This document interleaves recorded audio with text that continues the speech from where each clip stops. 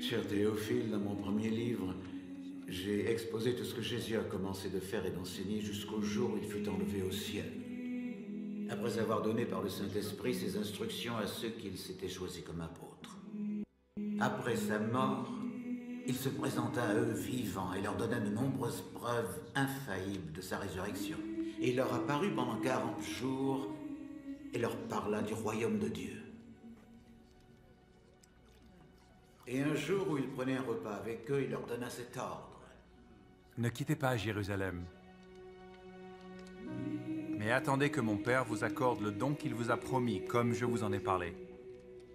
Car Jean a baptisé dans l'eau, mais vous, vous serez baptisés dans le Saint-Esprit dans peu de jours. Comme ils étaient réunis autour de lui, ils lui demandaient: Seigneur, est-ce à ce moment-là que tu rétabliras le royaume d'Israël? Il leur répondit: Ce n'est pas à vous de connaître les temps ou les moments que le Père a fixés de sa propre autorité. Mais vous recevrez une puissance quand le Saint-Esprit viendra sur vous. Et vous serez mes témoins à Jérusalem, dans toute la Judée, en Samarie et jusqu'aux extrémités de la terre. Après avoir dit ces choses, il fut élevé pendant qu'ils le regardaient.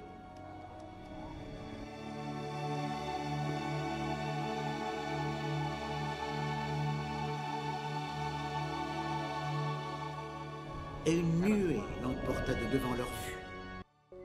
Comme ils avaient les regards fixés vers le ciel pendant qu'ils s'en allaient, voici 2 hommes vêtus de blanc leur apparurent et dirent: Hommes galiléens, pourquoi vous tenez-vous là à regarder au ciel? Ce Jésus qui a été enlevé au ciel du milieu de vous reviendra de la même manière que vous l'avez vu monter au ciel.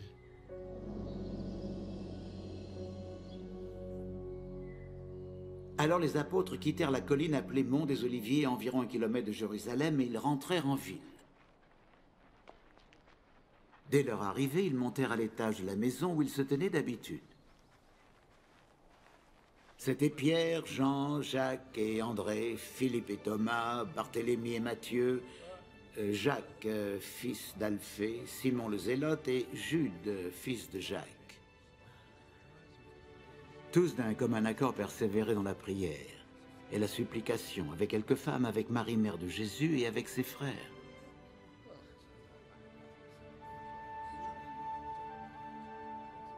Un de ces jours-là, Pierre se leva au milieu des disciples, assemblés au nombre d'environ 120 personnes, et il dit: Mes frères, il fallait que s'accomplisse ce que le Saint-Esprit avait annoncé d'avance dans l'Écriture, par la bouche de David, au sujet de Judas, qui a été le guide de ceux qui ont arrêté Jésus.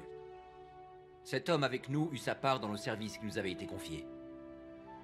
Cet homme ayant acquis un champ avec le salaire du crime est tombé, s'est rompu par le milieu du corps et toutes ses entrailles se sont répandues.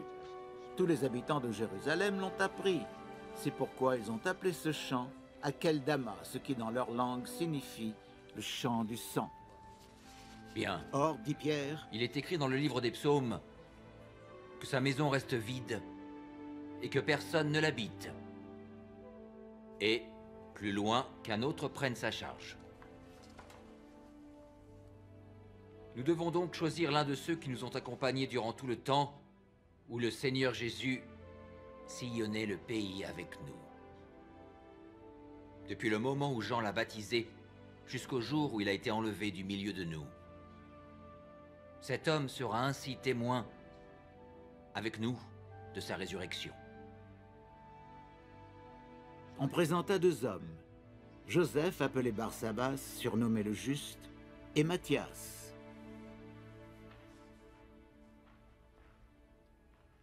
Et l'on fit alors cette prière.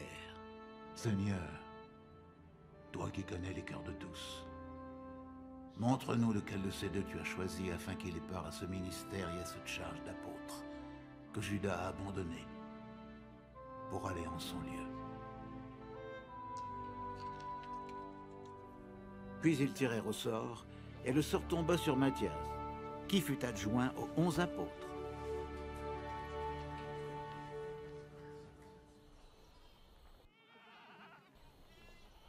Quand le jour de la Pentecôte arriva, ils étaient tous rassemblés au même endroit.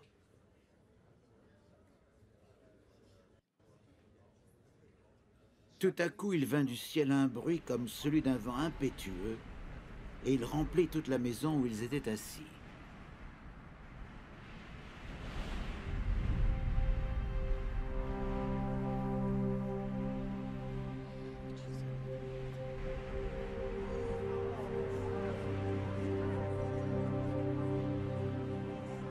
Il leur apparut des langues séparées comme deux feux qui se posèrent sur chacun d'eux.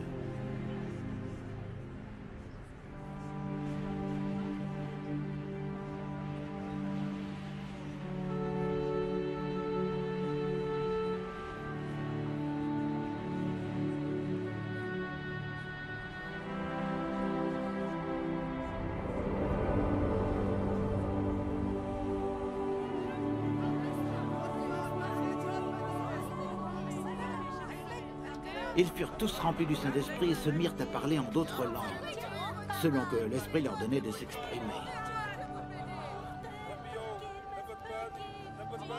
À ce moment-là, des Juifs pieux venus de toutes les nations qui sont sous le ciel séjournaient à Jérusalem. Au bruit qui eut lieu, la foule vint s'assembler et ils furent saisis de stupeur parce que chacun les entendait parler dans sa propre langue. Étonnés, ils n'en croyaient pas leurs oreilles et disaient « Voici ces gens qui parlent. Ne sont-ils pas tous galiléens? Comment se fait-il donc que nous les entendions s'exprimer chacun dans notre langue maternelle? Partèche, Médèche, ou Élamite. Nous habitons la Mésopotamie, la Judée, la Cappadoce, le Pont ou la province d'Asie, la Phrygie ou la Pamphylie, l'Égypte ou le territoire de la Libye près de Cyrène. Nous vivons à Rome. Nous sommes juifs de naissance ou par conversion, crétois et arabes. Comment les entendons-nous parler dans notre propre langue des merveilles de Dieu? Ils n'en revenaient pas une seule pensée, ils se demandaient entre eux. Qu'est-ce que cela peut bien vouloir dire? Mais d'autres se moquaient et disaient « Ils ont bu trop de vin doux !»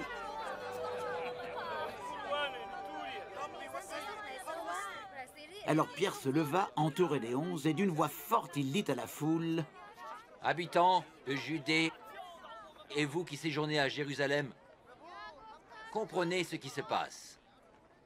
Alors, écoutez-moi bien. Car ces gens ne sont pas ivres, comme vous le supposez, vu qu'il est à peine 9 h du matin. Mais maintenant se réalise ce qu'avait annoncé le prophète Joël. Il arrivera dans les derniers jours, dit Dieu, que je répandrai de mon esprit sur tout le monde. Vos fils et vos filles prophétiseront. Vos jeunes gens auront des visions et vos vieillards auront des songes.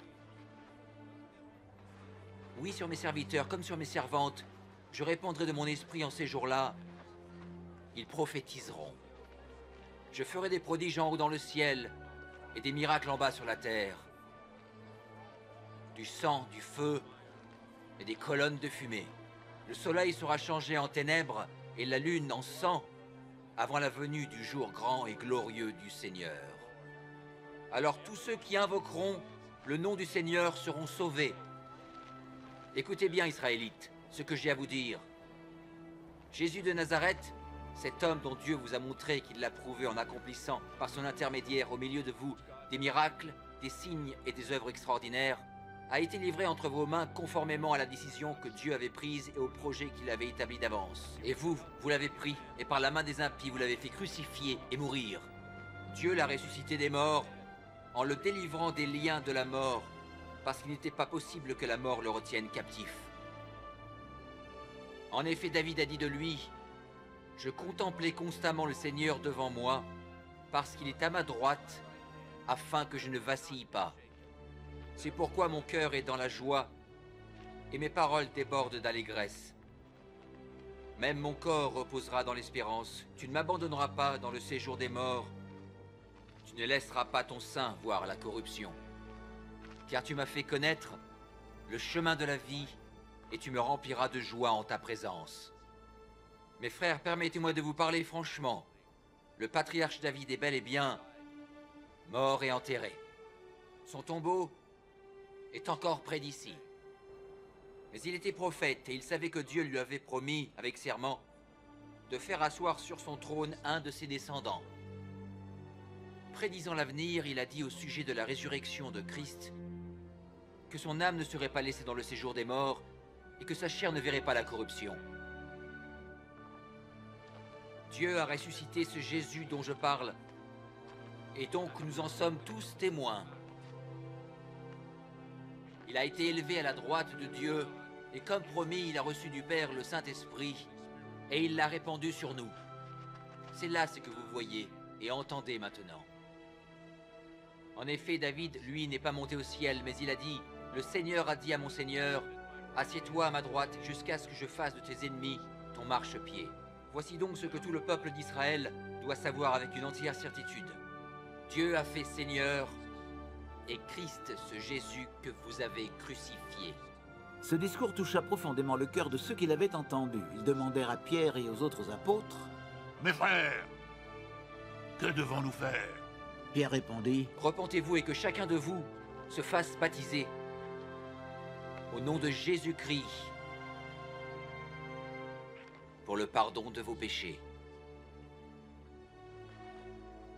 Et vous recevrez le don du Saint-Esprit. Car la promesse est pour vous, pour vos enfants, et pour tous ceux qui sont au loin, tous ceux que le Seigneur notre Dieu appellera. »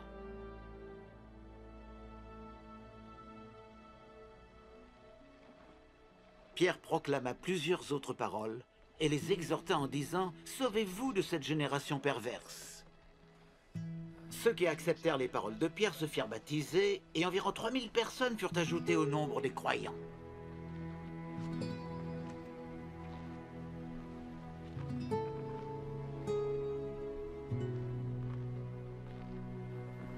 Ils s'attachaient à écouter assidûment l'enseignement des apôtres, à vivre en communion les uns avec les autres, à rompre le pain et à prier ensemble.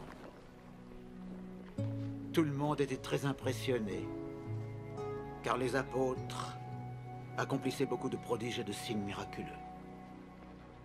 Tous les croyants vivaient unis entre eux et partageaient tout ce qu'ils possédaient.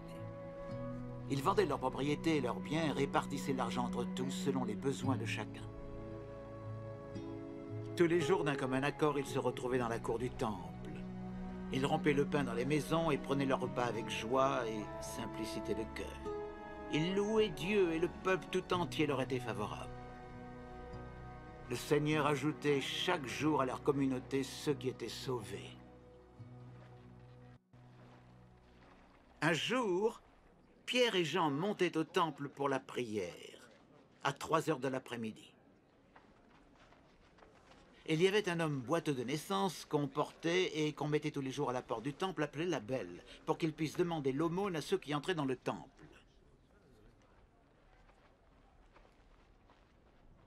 Quand il vit Pierre et Jean qui allaient pénétrer dans le temple, il leur demanda l'aumône. Pierre fixa les yeux sur lui, de même que Jean, et dit « Regarde-nous !» L'infirme les regarda attentivement. Il pensait qu'il allait recevoir d'eux quelque chose.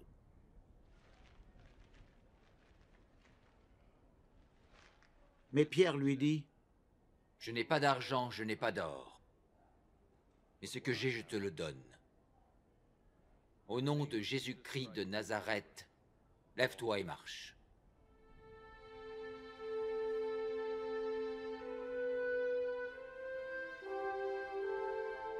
Et en même temps, il le prit par la main droite et le fit lever. Aussitôt, ses pieds et ses chevilles devinrent fermes. D'un saut, il fut debout et se mit à marcher.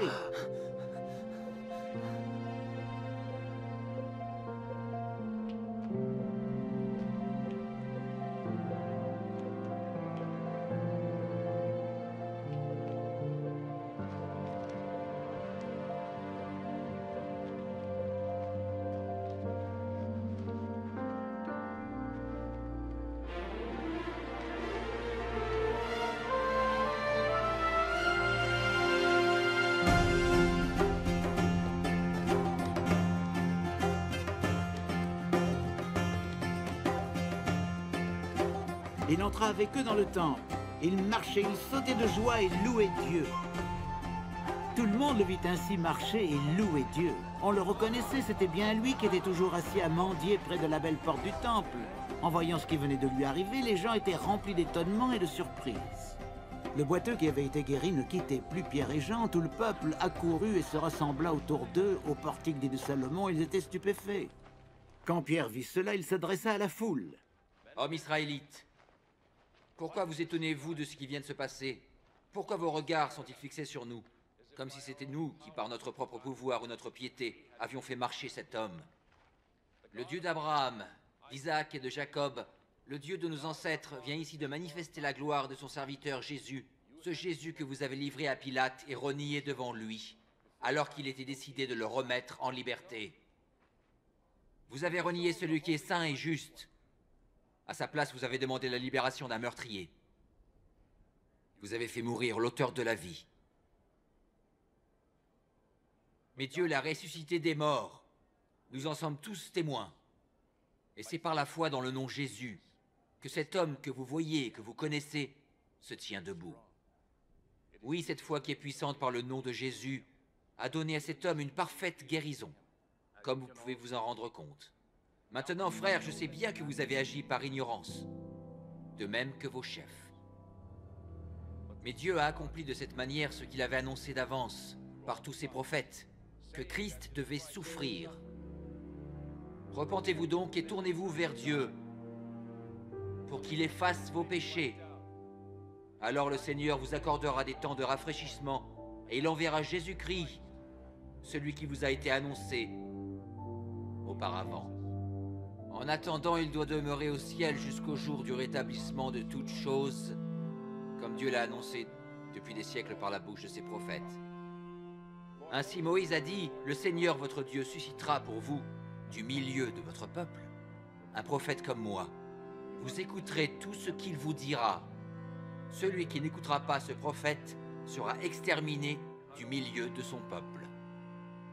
Tous les prophètes, depuis Samuel et ses successeurs, ont annoncé d'avance les temps que nous vivons aujourd'hui. Vous êtes les héritiers de ces prophètes, les bénéficiaires de l'alliance que Dieu a conclue avec nos ancêtres. Lorsqu'il a promis à Abraham, toutes les familles de la terre seront bénies à travers ta descendance. C'est pour vous d'abord que Dieu a ressuscité son serviteur et l'a envoyé pour vous bénir, en détournant chacun de vous de ses mauvaises actions. Pendant qu'il parlait au peuple, les sacrificateurs, le chef des gardes du temple et les Sadducéens vinrent vers eux, mécontents de ce que les apôtres enseignaient le peuple et annonçaient la résurrection des morts en Jésus. Ils les arrêtèrent et, comme il se faisait déjà tard, ils les jetèrent en prison jusqu'au lendemain.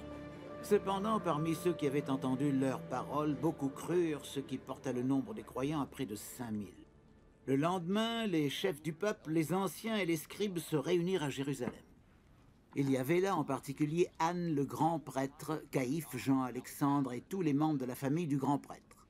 Ils firent comparaître Pierre et Jean, les placèrent au milieu de leur assemblée et leur demandèrent « Par quel pouvoir, au nom de qui avez-vous fait cela ?» Alors Pierre, rempli de l'Esprit Saint, leur répondit « Dirigeants et responsables de notre peuple, nous sommes aujourd'hui interrogés sur le bien que nous avons fait à un infirme et sur la manière dont il a été guéri. Eh bien, sachez-le tous, et que tout le peuple d'Israël le sache. C'est par le nom de Jésus-Christ de Nazareth que vous avez crucifié et que Dieu a ressuscité des morts. C'est grâce à lui que cet homme se tient là, devant vous en bonne santé. Il est la pierre rejetée par vous qui bâtissez, qui est la pierre principale de l'angle. Il n'y a de salut en aucun autre, car il n'y a sous le ciel aucun autre nom qui a été donné aux hommes par lequel nous devions être sauvés. » Lorsqu'ils virent l'assurance de Pierre et de Jean, sachant que c'étaient des gens simples et sans instruction, ils furent étonnés. Ils les reconnaissaient pour avoir été avec Jésus. Mais comme ils voyaient debout à côté d'eux l'homme qui avait été guéri, ils ne trouvaient rien à répondre. Alors ils leur ordonnèrent de sortir de la salle du Sanhédrin et délibérèrent entre eux. « Qu'allons-nous faire de ces gens-là » Car ils ont accompli un signe miraculeux évident et tous les habitants de Jérusalem sont au courant. Nous ne pouvons pas le nier. Mais Il ne faut pas que cela s'ébruite davantage parmi le peuple. Défendons-leur donc, sous peine de sanction, de parler désormais à qui que ce soit. Au nom de Jésus. Là-dessus, ils les firent rappeler et leur interdirent formellement de parler ou d'enseigner au nom de Jésus.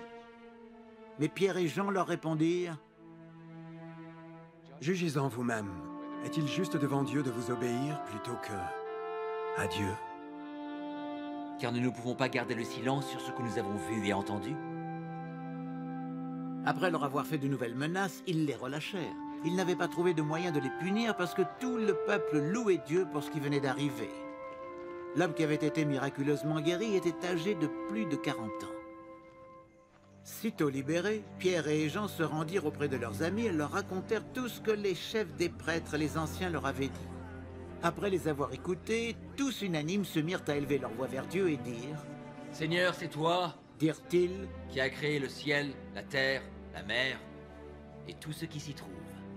C'est toi qui as dit par le Saint-Esprit qui s'est exprimé par la bouche de notre ancêtre David, ton serviteur. Pourquoi cette effervescence parmi les nations et ces complots inutiles parmi les peuples? Les rois de la terre se sont soulevés et les chefs se sont ligués contre le Seigneur et son Messie. En effet, c'est bien une ligue qu'Hérode et Ponce Pilate, les peuples étrangers et le peuple d'Israël ont formé dans cette ville contre ton saint serviteur Jésus, que tu as choisi comme Messie. Ils n'ont fait qu'accomplir tout ce que tu avais décidé dans ta puissance et ta volonté. Et maintenant, Seigneur, vois leurs menaces et donne à tes serviteurs d'annoncer ta parole avec pleine assurance. Étends bien ta main, pour qu'il se produise des guérisons, des miracles et des prodiges au nom de ton saint serviteur Jésus. Quand ils eurent fini de prier, la terre se mit à trembler sous leurs pieds à l'endroit où ils étaient assemblés. Ils furent tous remplis du Saint-Esprit et annonçaient la parole de Dieu avec assurance. Tous ceux qui étaient devenus croyants vivaient dans une parfaite unité de cœur et de pensée. Personne ne se prétendait propriétaire de ses biens, mais ils partageaient tout ce qu'ils avaient. Avec une grande puissance, les apôtres rendaient témoignage de la résurrection du Seigneur Jésus. Et la grâce de Dieu agissait avec force en eux tous. Aucun d'eux n'était dans le besoin, car ceux qui possédaient des champs ou des maisons les vendaient, apportaient le produit de la vente et le remettaient aux apôtres. Ceux-ci le répartissaient alors entre tous, chacun recevait ce dont il avait besoin. C'est ainsi qu'un certain Joseph possédait un terrain, c'était un Lévite de Chypre. Les apôtres l'appelaient Barnabas, ce qui veut dire l'homme qui encourage. Il vendit son terrain, apporta l'argent et en remit le produit aux apôtres. Mais un certain Ananias, avec sa femme Saphira, vendit aussi une propriété.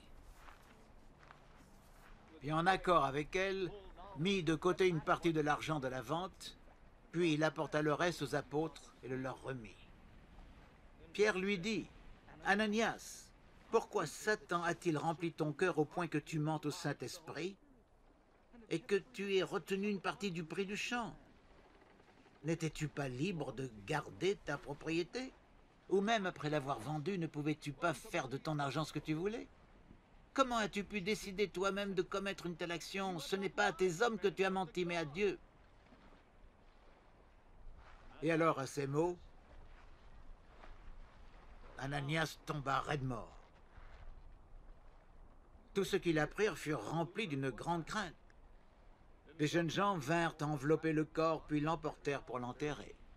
Environ 3 heures plus tard, la femme d'Ananias entra sans savoir ce qui s'était passé. Pierre lui demanda: dis-moi, est-ce bien à ce prix-là que vous avez vendu votre champ? Oui, répondit-elle, c'est bien à ce prix. Alors Pierre lui dit: comment avez-vous pu vous concerter pour provoquer ainsi l'Esprit du Seigneur? Écoute, ceux qui viennent d'enterrer ton mari sont devant la porte, et ils vont t'emporter, toi aussi. Au même instant, elle tomba inanimée aux pieds de Pierre. Les jeunes gens qui rentraient la trouvèrent morte. Ils l'emportèrent et l'enterrèrent à côté de son mari. Cet événement inspira une grande crainte à toute l'Église, ainsi qu'à tous ceux qui en entendirent parler. Les apôtres accomplissaient beaucoup de signes miraculeux et de prodiges parmi le peuple. Tous les croyants avaient l'habitude de se rassembler dans la cour du temple au portique de Salomon. Personne d'autre n'osait se joindre à eux. mais le peuple tout entier les tenait en haute estime. Puis un nombre toujours croissant d'hommes et de femmes croyaient au Seigneur et se joignaient à eux.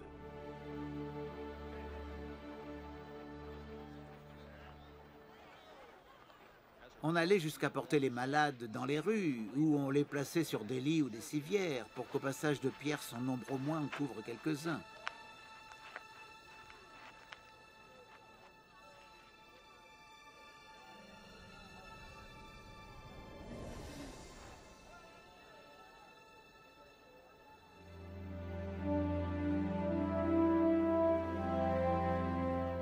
Les gens accouraient aussi en foule à Jérusalem depuis les villes voisines pour amener des malades et des personnes tourmentées par de mauvais esprits, et tous étaient guéris.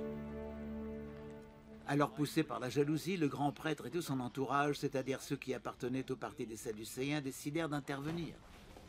Ils firent arrêter les apôtres et les firent incarcérer dans la prison publique.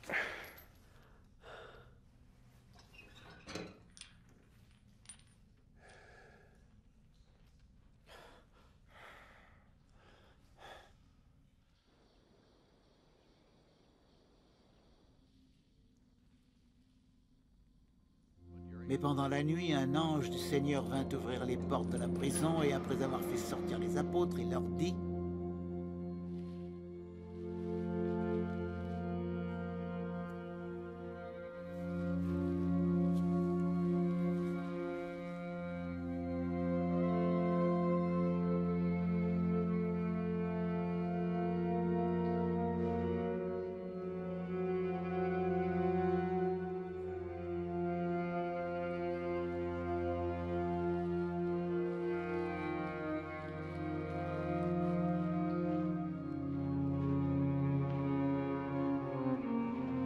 Allez, tenez-vous dans le temple. Et là, proclamez au peuple tout le message de cette vie nouvelle.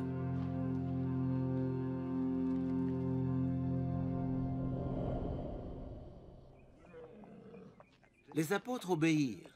Dès l'aube, ils se rendirent dans la cour du temple et se mirent à enseigner. Alors le grand prêtre arriva avec son entourage et ils convoquèrent le Sanhédrin et toute l'assemblée des anciens du peuple d'Israël. Ils ordonnèrent de faire venir les apôtres de la prison. Les gardes s'y rendirent, mais ils ne les trouvèrent pas dans le cachot. À leur retour, ils firent leur rapport. Nous avons trouvé la prison fermée. Les sentinelles étaient à leur poste devant les portes. Quand nous avons ouvert le cachot, nous n'y avons trouvé personne. Cette nouvelle plongea le chef des gardes du temple et les chefs des prêtres dans une grande perplexité. Ils se demandaient ce qui avait bien pu se passer. Là-dessus, quelqu'un vint leur annoncer: Mais les hommes que vous avez fait mettre en prison se tiennent dans la cour du temple. Ils enseignent le peuple. Aussitôt, le chef des gardes s'y rendit avec un détachement de soldats qui ramenèrent les apôtres sans violence, car ils avaient peur de se faire lapider par le peuple. Après les avoir ramenés, ils les introduisirent dans la salle du Sanhédrin où le chef des prêtres les interrogea. Nous avions formellement interdit d'enseigner au nom de cet homme, dit-il. Et voilà que vous avez rempli Jérusalem de votre doctrine. Et vous voulez nous rendre responsables de la mort de cet homme? Mais Pierre et les apôtres répondirent: Il faut obéir à Dieu plutôt qu'aux hommes. Le Dieu de nos ancêtres a ressuscité ce Jésus que vous avez mis à mort en le pendant à un bois. C'est lui que Dieu a élevé pour siéger à sa droite, comme chef suprême et sauveur, pour accorder à Israël la repentance et le pardon des péchés. Nous sommes les témoins de cela, avec le Saint-Esprit que Dieu a donné à ceux qui lui obéissent. Ces paroles ne firent que les exaspérer et ils voulaient faire mourir les apôtres. Mais l'un d'entre eux, un pharisien nommé Gamaliel, se leva pour donner son avis. C'était un enseignant de la loi estimé de tout le peuple. Il demanda que l'on fasse sortir un instant les apôtres.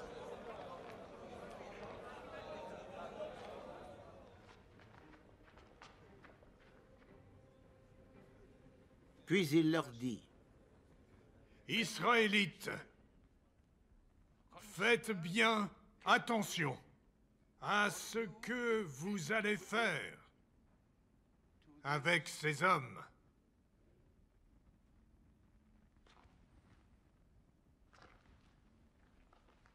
Il y a quelque temps, un certain Teudas apparut, qui se donnait pour un personnage important. Il a entraîné quelques 400 hommes à sa suite. Or, il a été tué et tous ceux qui s'étaient ralliés à lui furent dispersés. Et l'on n'en entendit plus parler. Après lui, à l'époque du recensement, Judas de Galilée a fait son apparition. Lui aussi a attiré à lui bien des gens. Il a péri à son tour, et tous ses partisans furent mis en déroute. À présent donc, voici mon avis. Ne vous occupez plus de tous ces hommes-là. Laissez-les partir. Ou bien leurs projets et leurs œuvres viennent des hommes et leur mouvement disparaîtra pour toujours. Ou bien il vient de Dieu. Et alors vous ne pourrez pas le détruire. Ne prenez pas le risque de lutter contre Dieu. Ils se rangèrent à son avis. Ils rappelèrent les apôtres, les firent battre et leur défendirent de parler au nom de Jésus, après quoi ils les relâchèrent. Les apôtres quittèrent le Sanhédrin, tout joyeux d'avoir été jugés dignes de souffrir des outrages pour son nom.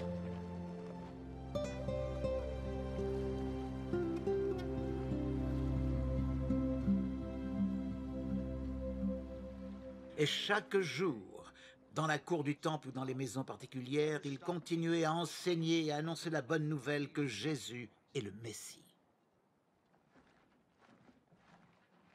À cette époque-là, comme le nombre de disciples ne cessait d'augmenter, des tensions surgirent entre les Juifs nés en Israël et ceux de culture grecque qui se plaignaient que leurs veuves étaient défavorisées lors des distributions quotidiennes. Alors les 12 apôtres réunirent l'ensemble des disciples et leur dirent « Il ne serait pas convenable que nous arrêtions d'annoncer la parole de Dieu pour nous occuper des distributions. C'est pourquoi, frères, choisissez parmi vous 7 hommes dignes de confiance, remplis du Saint-Esprit et de sagesse. Nous les chargerons de ce travail et nous continuerons à nous appliquer à la prière et au service de l'enseignement. » Cette proposition convint à tous les disciples. Ils élurent Étienne, un homme plein de foi et d'Esprit Saint, ainsi que Philippe, Procor, Nicanor, Timon, Parménas et Nicolas, un non-juif originaire d'Antioche qui s'était converti au judaïsme. Ils les présentèrent aux apôtres qui prièrent pour eux et leur imposèrent les mains. La parole de Dieu se répandait.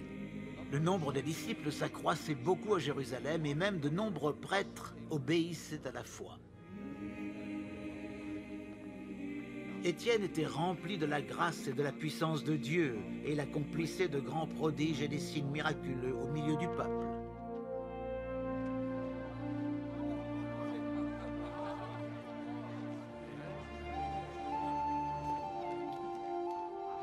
Alors des membres de la synagogue dite des Affranchis, composée de Juifs de Cyrène, d'Alexandrie, de Cilicie et de la province d'Asie, se mirent à discuter avec lui.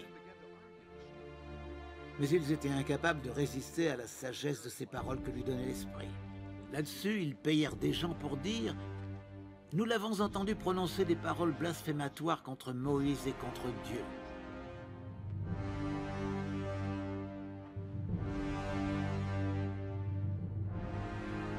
Ils ameutèrent ainsi le peuple, les anciens et les spécialistes de la loi. Survenant à l'improviste, ils s'emparèrent d'Étienne et l'amenèrent au Sanhédrin.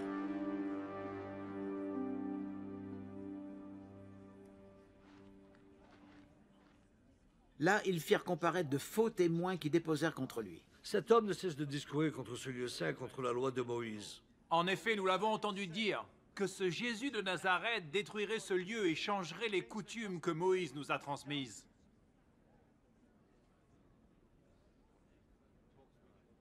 Tous ceux qui siégeaient au Sanhédrin avaient les yeux fixés sur Étienne, et son visage leur apparut comme celui d'un ange.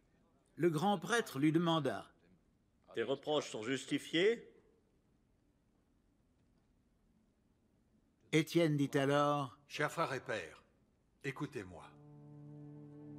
Le Dieu glorieux apparut jadis à notre ancêtre Abraham quand il vivait en Mésopotamie, avant de s'établir à Charan. Et il lui dit, quitte ton pays et ta famille, et va dans le pays que je te montrerai. C'est ainsi qu'Abraham quitta la Chaldée et vint s'établir à Charan. De là, après la mort de son père, Dieu le fit venir dans le pays où vous habitez actuellement. Pourtant, il ne lui donna ici aucune propriété, pas même un mètre carré de terre. Mais il lui promit le pays tout entier, ainsi qu'à ses descendants. Alors qu'à cette époque, il n'avait pas encore d'enfant. Et Dieu lui parla ainsi. Tes descendants séjourneront dans une terre étrangère, et ils seront réduits en esclavage et on les maltraitera pendant 400 ans. Mais, ajouta Dieu, je punirai la nation qui en aura fait ses esclaves, puis ils quitteront le pays étranger et viendront ici dans ce pays pour me rendre un culte. Dieu s'allia donc avec Abraham pour la circoncision. Ainsi il eut pour fils Isaac, et le circoncis 8 jours après sa naissance. Isaac fit de même pour son fils Jacob, et celui-ci, à son tour, pour ses fils, les 12 ancêtres de nos tribus. Or, les fils de Jacob, poussés par la jalousie, vendirent leur frère Joseph pour qu'il soit emmené comme esclave en Égypte. Mais Dieu le délivra de toutes ses épreuves. Et lui donna la sagesse et grâce devant le Pharaon, roi d'Égypte, si bien qu'il fut nommé gouverneur d'Égypte et de toute la maison royale. Alors survint une grande famine dans toute l'Égypte et en Canaan. Ce fut un temps de grande misère. Nos ancêtres ne trouvaient plus de nourriture.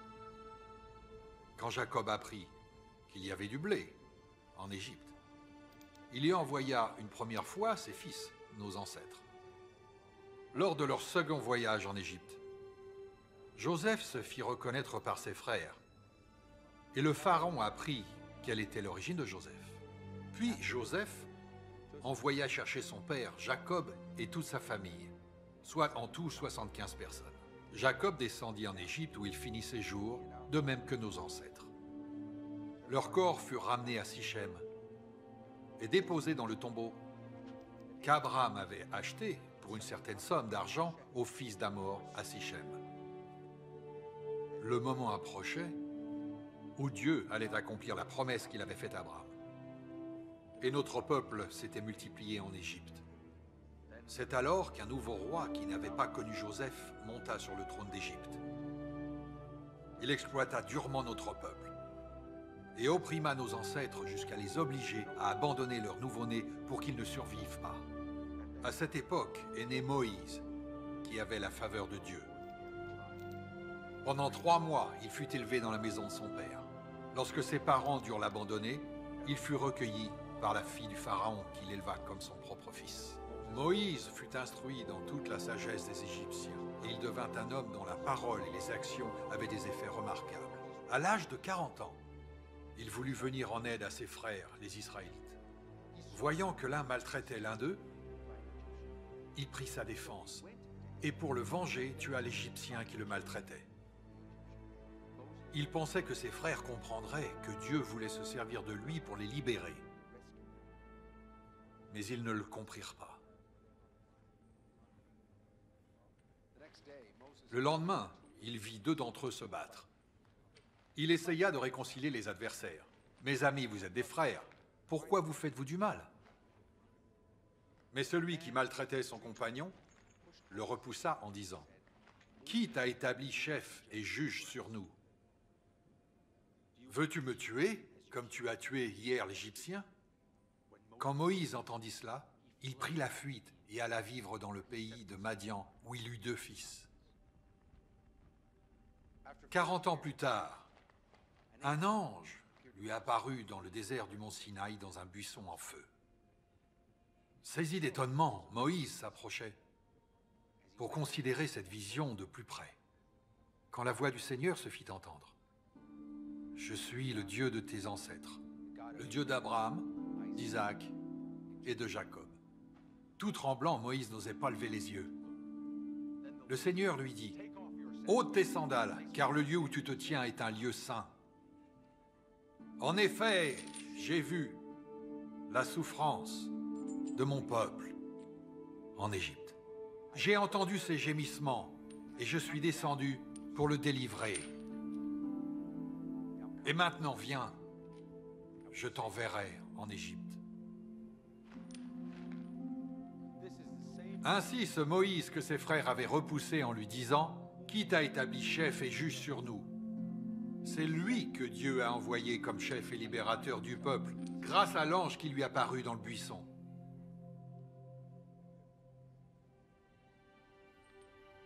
C'est lui qui les fit sortir d'Égypte, en accomplissant des prodiges miraculeux, puis lors de la traversée de la mer Rouge et pendant 40 ans dans le désert.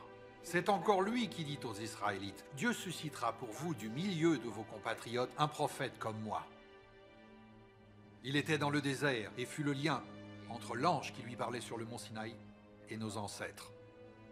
Il reçut de Dieu des paroles de vie pour nous les transmettre. Nos ancêtres refusèrent de lui obéir. Bien plus, ils le repoussèrent et se laissèrent gagner par le désir de retourner en Égypte. Ils demandèrent à Aaron, « Faites-nous des dieux qui marchent à notre tête, car ce Moïse qui nous a fait sortir d'Égypte, nous ne savons pas ce qui lui est arrivé. » Ils façonnèrent alors un veau, ils offrirent un sacrifice à cette idole. Et ils offrirent une célébration, en l'honneur de ce qu'ils avaient fabriqué de leurs mains. Dieu se détourna d'eux, et les abandonna à l'idolâtrie et au culte des astres du ciel.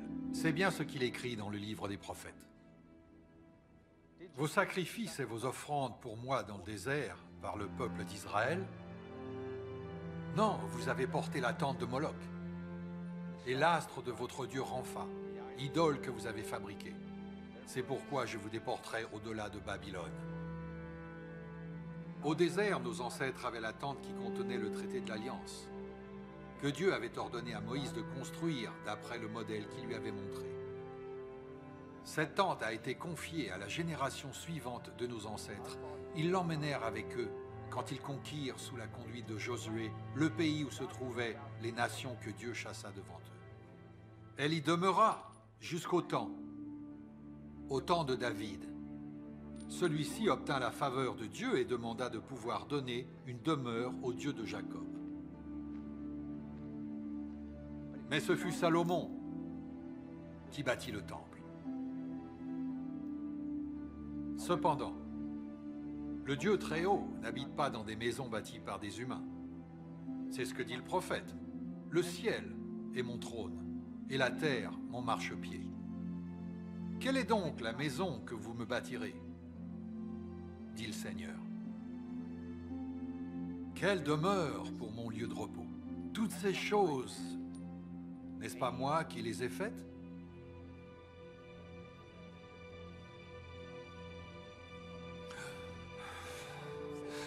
Oh, vous, hommes obstinés, comme de véritables incirconcis, vous gardez votre cœur et vos oreilles fermées, vous résistez toujours au Saint-Esprit.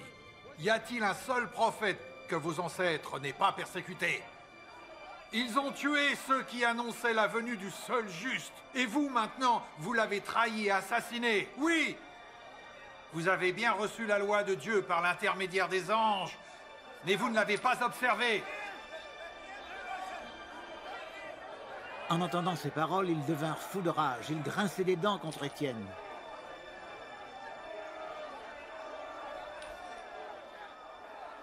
Mais lui, rempli du Saint-Esprit, leva les yeux au ciel et vit la gloire de Dieu, et Jésus debout à la droite de Dieu.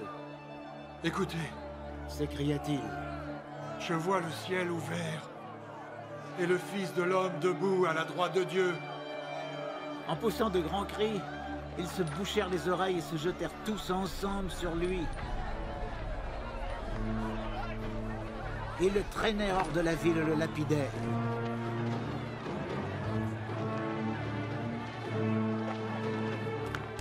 Les témoins déposèrent leurs vêtements aux pieds d'un jeune homme nommé Saul.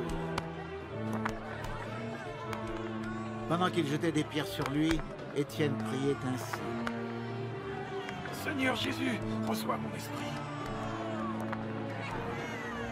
Puis il tomba à genoux et de toutes ses forces lança un dernier cri. « Seigneur, ne leur impute pas ce péché. » Après avoir dit ces mots, il expira.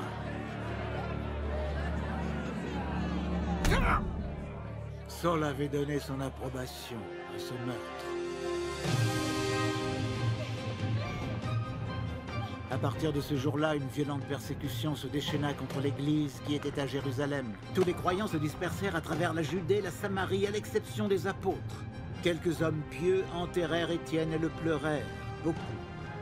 Quant à Saul, il cherchait à détruire l'Église, allant de maison en maison pour en arracher les croyants, hommes et femmes, et les jeter en prison. Les croyants qui s'étaient dispersés parcouraient le pays en proclamant le message de l'Évangile. Philippe se rendit dans la capitale de la Samarie et prêcha Christ à la population. Elle se montra tout entière très attentive à ses paroles en l'entendant et en voyant les signes miraculeux qu'il accomplissait. Beaucoup de personnes qui avaient des démons en furent délivrées. Ils sortaient d'elle en poussant de grands cris. Et de nombreux paralysés, des infirmes furent guéris. Et toute la ville était dans une grande joie. Or, depuis quelque temps, un homme nommé Simon s'était établi dans la ville et exerçait la magie. Il émerveillait le peuple de Samarie.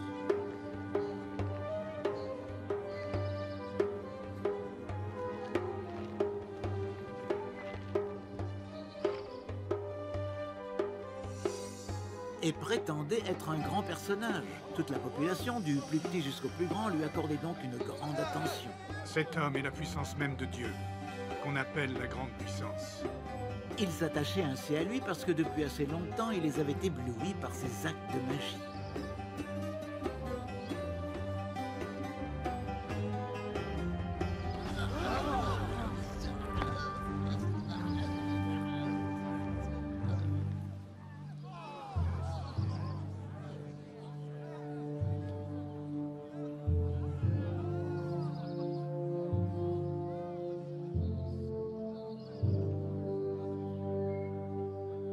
Mais quand ils crurent Philippe qui leur annonçait la bonne nouvelle du royaume de Dieu et de Jésus-Christ, ils se firent baptiser, tant les hommes que les femmes. Simon lui-même crut et fut baptisé. Dès lors, il ne quittait plus Philippe, émerveillé par ses signes miraculeux et ses prodiges. Quand les apôtres restés à Jérusalem apprirent que les Samaritains avaient accepté la parole de Dieu, ils y envoyèrent Pierre et Jean. Dès leur arrivée, ceux-ci prièrent pour les nouveaux disciples afin qu'ils reçoivent le Saint-Esprit qui n'était encore descendu sur aucun d'eux. Ils avaient seulement été baptisés au nom du Seigneur Jésus. Pierre et Jean leur imposèrent donc les mains et c'est alors qu'ils reçurent l'Esprit Saint.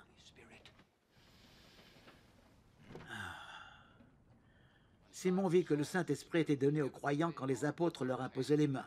Alors il leur proposait de l'argent et leur dit « Donnez-moi aussi ce pouvoir pour que ceux à qui j'imposerai les mains reçoivent le Saint-Esprit. » Et puis,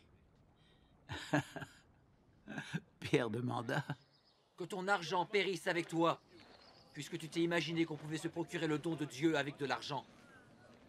Tu n'as ni part ni droit dans cette affaire, car ton cœur n'est pas droit devant Dieu.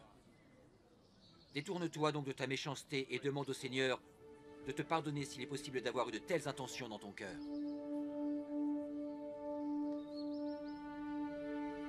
Car je vois que tu es rempli d'amertume et tu es prisonnier du mal.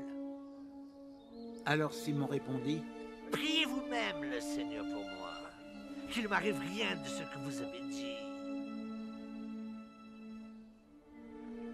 Pierre et Jean continuèrent à rendre témoignage de Jésus-Christ en annonçant la parole du Seigneur, puis ils retournèrent à Jérusalem tout en proclamant l'Évangile dans un grand nombre de villages samaritains.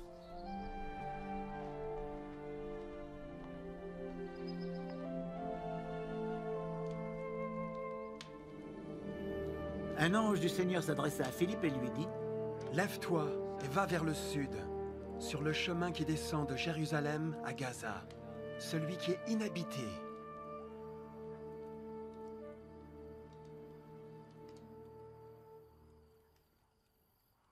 Il se leva immédiatement et se mit en route.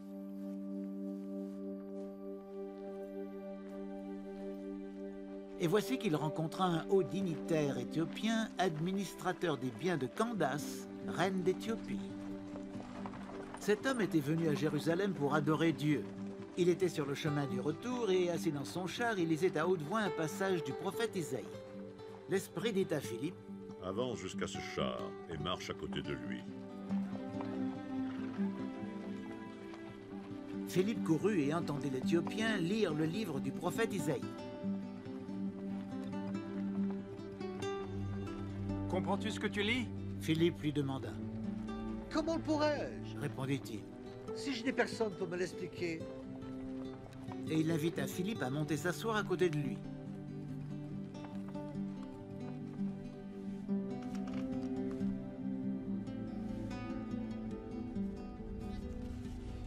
Or, il était en train de lire ce passage de l'Écriture.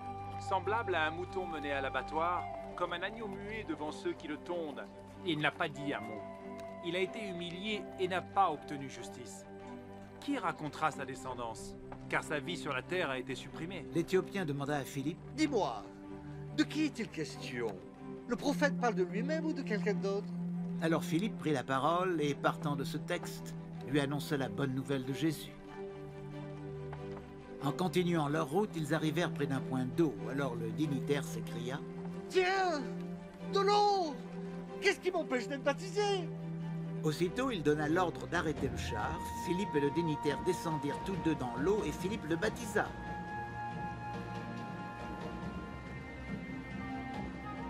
Quand ils sortirent de l'eau, l'Esprit du Seigneur enleva Philippe. Ah!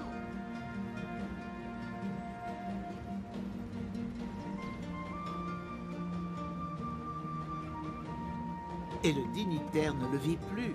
Celui-ci poursuivit sa route, le cœur rempli de joie. Philippe se retrouva à Ashdod, d'où il se rendit à Césarée en annonçant l'Évangile dans toutes les localités qu'il traversait. Saul, qui ne pensait qu'à menacer et à tuer les disciples du Seigneur, se rendit chez le grand prêtre et lui demanda des lettres de recommandation pour les synagogues de Damas. Ces lettres l'autorisaient s'il trouvait là-bas des hommes ou des femmes qui suivaient la voie du Seigneur, à les arrêter et à les amener à Jérusalem.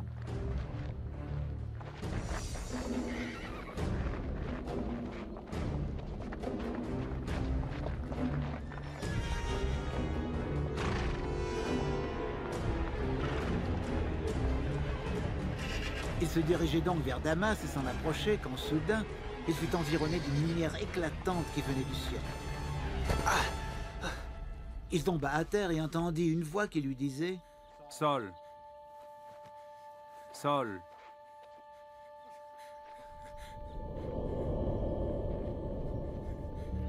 pourquoi me persécutes-tu?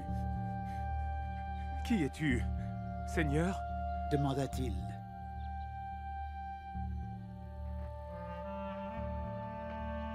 Je suis moi, Jésus, celui que tu persécutes. Il répondit. Mais relève-toi, entre dans la ville, et là on te dira ce que tu dois faire. Ses compagnons de voyage restèrent figés, muets de stupeur. Ils entendaient bien la voix, mais ne voyaient personne.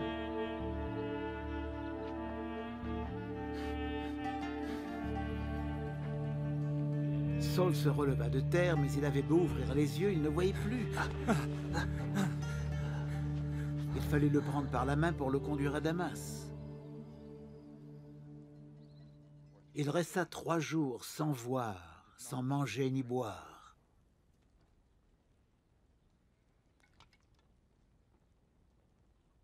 Or, à Damas vivait un disciple nommé Ananias. Le Seigneur lui apparut dans une vision et lui dit « Ananias ?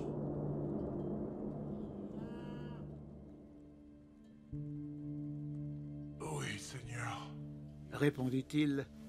Et le Seigneur lui dit « Lève-toi et va dans la rue que l'on appelle la rue droite, et dans la maison de Judas.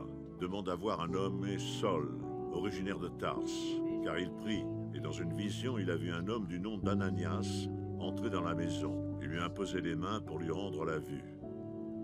Seigneur, répliqua Ananias. J'ai beaucoup entendu parler de cet homme.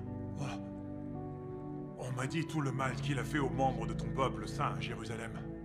Il est venu muni de pouvoirs accordés par les chefs des prêtres pour arrêter tous ceux qui invoquent ton nom. Mais le Seigneur lui dit « Va, car c'est un instrument que j'ai choisi pour porter mon nom et devant les nations, devant les rois et devant le peuple d'Israël. Je lui montrerai moi-même tout ce qu'il devra souffrir pour mon nom. »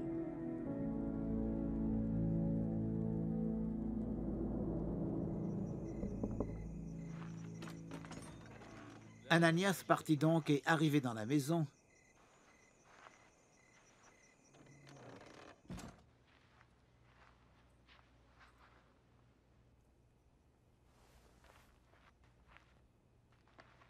Il imposa les mains à Saul et lui dit: « Mon frère Saul,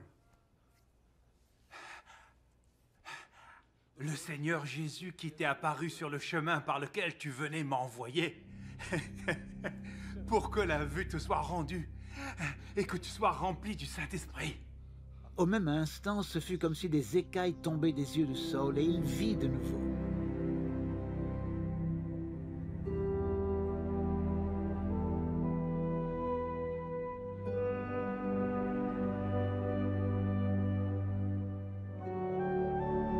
Alors il se leva et fut baptisé, puis il mangea et reprit des forces. Saul passa quelques jours parmi les disciples de Damas, et dans les synagogues, il se mit tout de suite à proclamer que Jésus est le Fils de Dieu. Ses auditeurs n'en revenaient pas. Tous disaient: « N'est-ce pas lui qui s'acharnait à Jérusalem contre ceux qui invoquent ce nom-là? N'est-il pas venu ici exprès pour les arrêter et les ramener au chef des prêtres? » Mais Saul s'affermissait de jour en jour dans la foi, et les Juifs qui habitaient à Damas ne savaient plus que dire, car il leur démontrait que Jésus est le Christ. Au bout d'un certain temps, les Juifs résolurent de le faire mourir. Saul eut vent de leur complot. Jour et nuit, il faisait même surveiller les portes de la ville avec l'intention de le tuer. Mais une nuit, les disciples l'emmenèrent et le firent descendre dans une corbeille le long du rempart.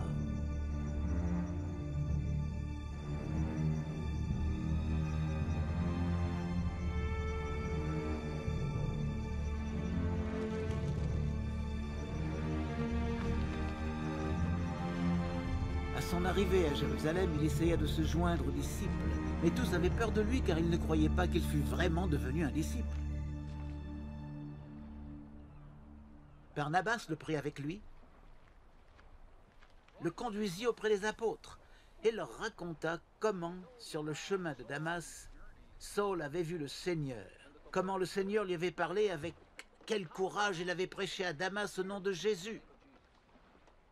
Dès lors, il se joignit à eux, allant et venant avec eux à Jérusalem, et parlant en toute assurance au nom du Seigneur. Il avait beaucoup de conversations et de discussions avec les Juifs de culture grecque, mais ceux-là aussi voulaient le faire mourir. Quand les frères l'apprirent, ils le conduisirent jusqu'à Césarée, et de là le firent partir pour Tars. Dans toute la Judée, la Galilée, la Samarie, l'Église jouissait alors de la paix. Oui, de la paix, grâce au soutien du Saint-Esprit. Elle grandissait dans la foi, vivait dans l'obéissance au Seigneur, et s'accroissait en nombre. Pierre, qui parcourait tout le pays, passa aussi chez les membres du peuple saint qui habitaient à Lyde.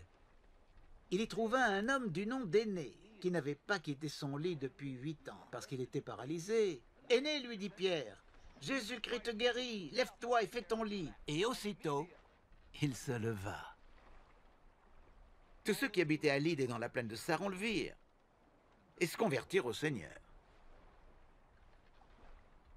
À Jaffa, une disciple du Seigneur nommée Tabitha, ce qui signifie la gazelle en grec, faisait beaucoup de bien et aidait les pauvres. À cette époque, elle tomba malade et mourut.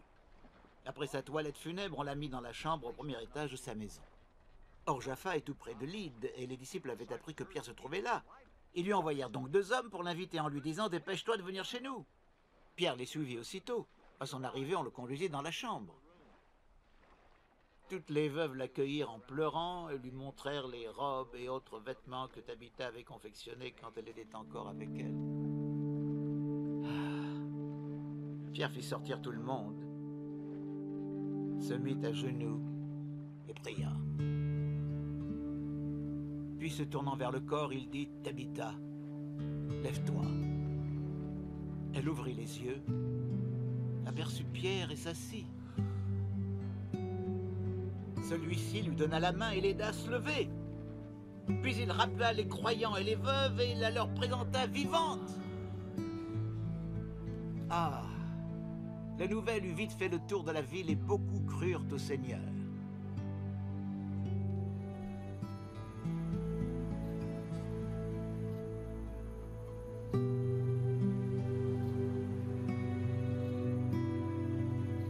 Pierre resta quelque temps encore à Jaffa, il logeait chez un tanneur nommé Simon.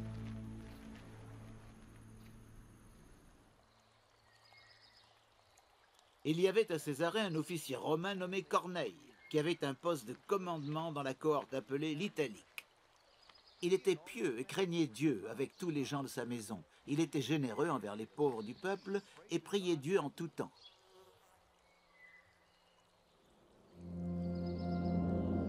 Un jour, vers 3 heures de l'après-midi, il eut une vision.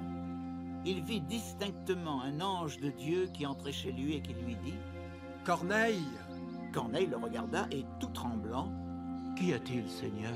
demanda-t-il. L'ange lui répondit « Tes prières et ta générosité envers les pauvres ont été accueillies par Dieu. Et il est intervenu en ta faveur. C'est pourquoi maintenant, envoie des hommes à Jaffa pour faire venir ici un certain Simon que l'on surnomme Pierre, qui loge chez un autre Simon, un tanneur qui habite une maison près de la mer. » Dès que l'ange qui venait de lui parler fut parti, Corneille appela 2 de ses serviteurs et l'un des soldats affectés à son service, qui était un homme pieux. Il leur raconta tout ce qui venait de se passer et les envoya à Jaffa. Le lendemain, pendant qu'ils étaient en route et qu'ils s'approchaient de la ville, Pierre monta sur la terrasse de la maison pour prier. Il était à peu près midi. Il eut faim et voulut manger. Pendant qu'on lui préparait son repas, il tomba en extase. Il vit le ciel ouvert et une sorte de grande nappe tenue aux 4 coins qui s'abaissait et descendait vers la terre. Elle contenait toutes sortes d'animaux, des quadrupèdes, des reptiles et des oiseaux. Il entendit une voix qui lui disait « Lève-toi, Pierre, tue ces bêtes et mange-les. »« Oh non, Seigneur, répliqua Pierre, car jamais de ma vie je n'ai rien mangé de souillé ou d'impur. » Mais la voix reprit et dit « Ne regarde pas comme impur ce que Dieu a déclaré pur. » Par 3 fois cela se renouvela, et puis la nappe disparut dans le ciel. Pierre ne savait pas que penser du sens de la vision qu'il avait eue. Pendant ce temps, les hommes envoyés par Corneille s'étaient renseignés pour savoir où se trouvait la maison de Simon, et ils se présentèrent à la porte d'entrée. Ils appelèrent et demandèrent si c'était bien là que logeait Simon, surnommé Pierre. Comme Pierre en était toujours à réfléchir sur sa vision, l'Esprit lui dit « Écoute, il y a 3 hommes qui te demandent. Va, descends et pars avec eux sans hésiter, car c'est moi qui les ai envoyés. »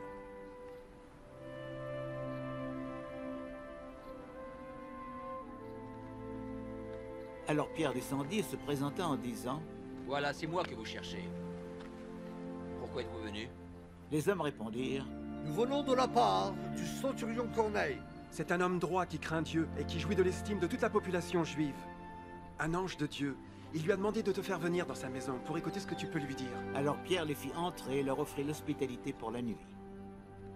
Le lendemain, il partit avec eux, accompagné de quelques frères de Jaffa. Le jour suivant, il arriva à Césarée. Corneille les attendait. Il avait invité sa famille et ses amis intimes. Au moment où Pierre allait entrer, Corneille s'avança vers lui, se jeta à ses pieds et se prosterna devant lui. Mais Pierre le releva.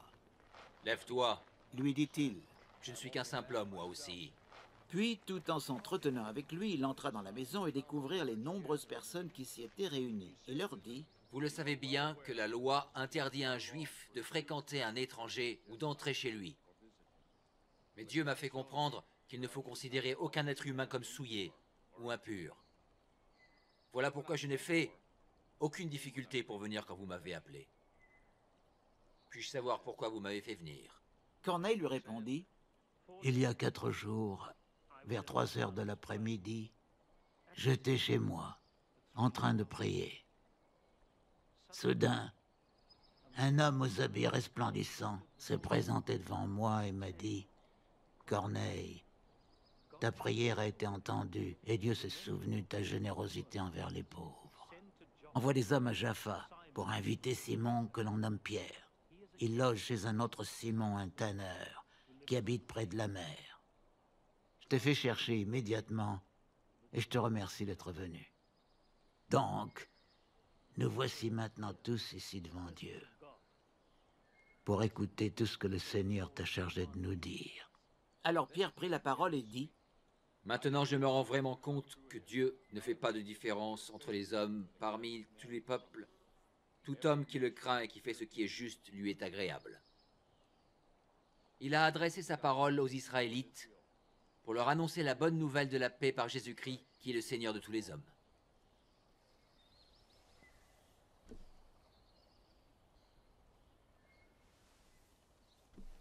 Vous savez ce qui s'est passé à commencer par la Galilée puis dans toute la Judée? Après que Jean a appelé les foules à se faire baptiser, Dieu a oint du Saint-Esprit et de force Jésus de Nazareth, qui a parcouru le pays en faisant le bien et en guérissant tous ceux qui étaient tombés sous le pouvoir du diable, car Dieu était avec lui. Nous sommes les témoins de tout ce qu'il a fait dans le pays des Juifs et à Jérusalem, où ils l'ont mis à mort en le pendant à un bois, mais Dieu l'a ressuscité le 3e jour et lui a donné de se montrer vivant, non à tout le peuple, mais aux témoins que Dieu avait lui-même choisis d'avance, à nous qui avons mangé et bu avec lui, après sa résurrection des morts. Jésus nous a donné l'ordre de prêcher au peuple et de proclamer que c'est lui que Dieu a désigné pour juger les vivants et les morts. Tous les prophètes ont parlé de lui en disant que tout homme qui croit en lui reçoit par son nom le pardon de ses péchés. Alors que Pierre prononçait ces mots, l'Esprit Saint descendit soudain sur tous ceux qui écoutaient la parole. Les croyants juifs qui étaient venus avec Pierre furent très étonnés de voir que le don du Saint-Esprit était aussi répandu sur les non-juifs. En effet, ils les entendaient parler en différentes langues et glorifier Dieu. Alors Pierre demanda: Peut-on vraiment refuser de baptiser dans l'eau ceux qui ont reçu le Saint-Esprit comme nous? Et il donna ordre de les baptiser au nom de Jésus-Christ. Ensuite, ils le prièrent de rester encore quelques jours avec eux.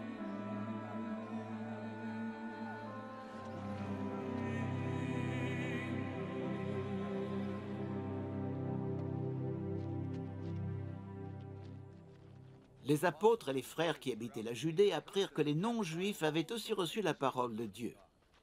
Et dès que Pierre fut de retour à Jérusalem, les croyants d'origine juive lui firent des reproches. Comment, lui dirent-ils? Tu es entré chez des non-juifs et tu as mangé avec eux. Mais Pierre se mit à leur exposer point par point ce qui s'était passé. Pendant mon séjour à Jaffa, en train de prier, je suis tombé en extase et j'ai eu une vision. Une sorte de grande nappe, tenue aux 4 coins et descendue du ciel. Et elle est venue tout près de moi. J'ai regardé attentivement ce qu'il y avait dessus, et j'ai vu des quadrupèdes, des bêtes sauvages, des reptiles et des oiseaux.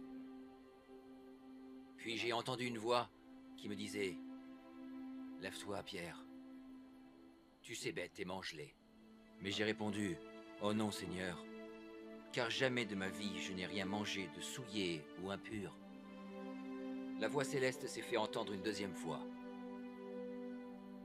Ce que Dieu a déclaré pur, tu ne peux le considérer comme impur. Cela est arrivé 3 fois, puis tout a disparu dans le ciel. Et voilà qu'au même moment, 3 hommes sont arrivés à la maison où nous étions. Ils venaient de Césarée et avaient été envoyés vers moi. Alors l'Esprit me dit sans hésitation d'aller avec eux. J'ai donc pris avec moi les 6 frères que voici, et nous sommes entrés chez cet homme. Celui-ci nous a raconté qu'un ange lui était apparu dans sa maison. Il lui avait dit « Envoie quelqu'un à Jaffa pour faire venir Simon, appelé Pierre. Il te dira comment toi et les tiens, et tous les tiens, vous serez sauvés. » J'ai donc commencé à leur parler quand le Saint-Esprit est descendu sur eux, de la même manière qu'il était descendu sur nous au commencement. Aussitôt je me suis souvenu de cette parole du Seigneur. Jean a baptisé dans de l'eau, mais vous, vous serez baptisés dans le Saint-Esprit.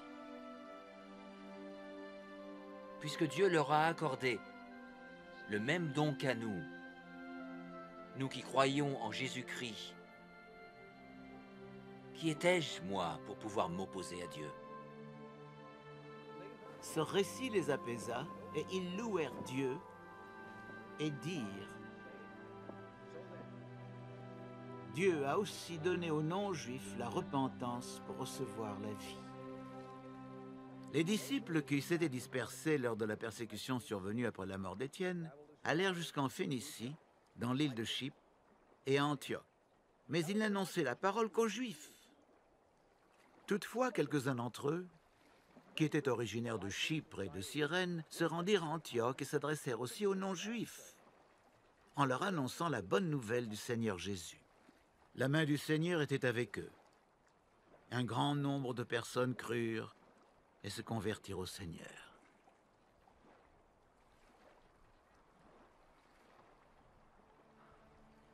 Bientôt l'Église de Jérusalem apprit la nouvelle.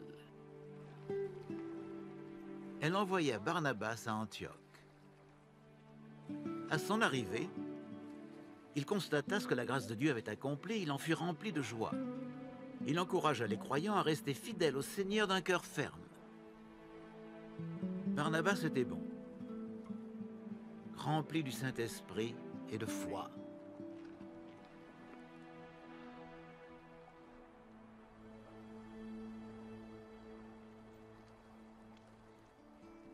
Et un grand nombre de personnes s'attachèrent au Seigneur. Barnabas se rendit alors à Tars pour y chercher Saul. Après l'avoir trouvé, il l'amena avec lui à Antioche. Ils passèrent toute une année à travailler ensemble, dans l'église, et enseignèrent beaucoup de gens. Pour la première fois à Antioche, les disciples de Jésus furent appelés chrétiens. À cette même époque, des prophètes se rendirent de Jérusalem à Antioche. L'un d'eux, nommé Agabus, se leva et prédit sous l'inspiration de l'Esprit qu'une grande famine sévirait bientôt dans le monde entier. Elle eut lieu en effet sous le règne de l'empereur Claude. Les disciples d'Antioche décidèrent de donner selon leurs moyens et d'envoyer des secours aux frères qui habitaient en Judée. Ils le firent en envoyant leurs dons aux anciens par l'intermédiaire de Barnabas et de Saul.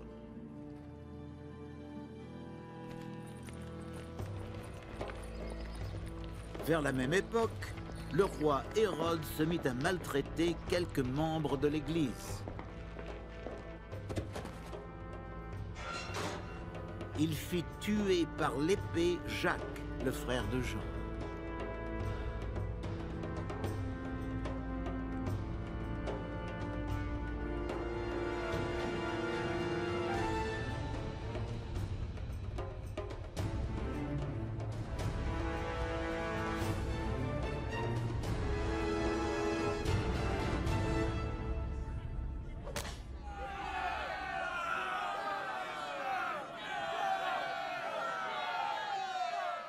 Voyant que cela était agréable aux Juifs, il fit aussi arrêter Pierre.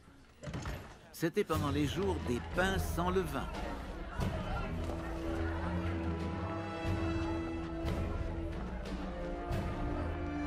Lorsqu'on eut arrêté Pierre, il le fit mettre en prison et le plaça sous la garde de 4 escouades de 4 soldats chacune. Il voulait le faire comparaître devant le peuple après la Pâque. Pierre était donc sous bonne garde dans la prison. Mais l'Église priait ardemment Dieu en sa faveur.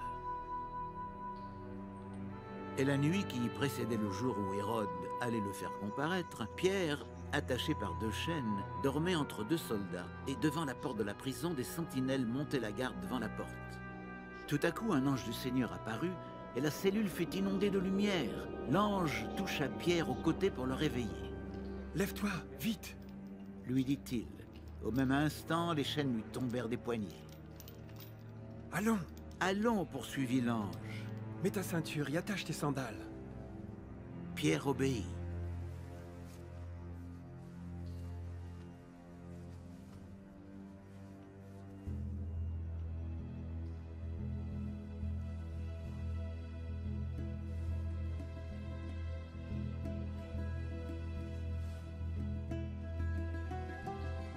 Maintenant, mets ton manteau et suis-moi. Ajouta l'ange.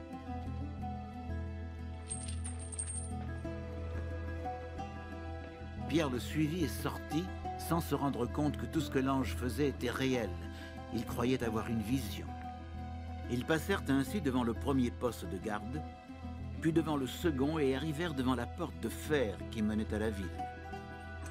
Celle-ci s'ouvrit toute seule.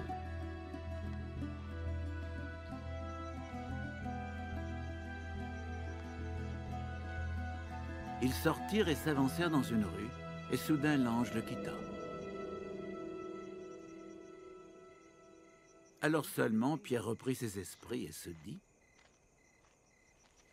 Ah, maintenant je réalise bien que le Seigneur a envoyé son ange et m'a délivré des mains d'Hérode et de tout le mal que le peuple juif voulait me faire.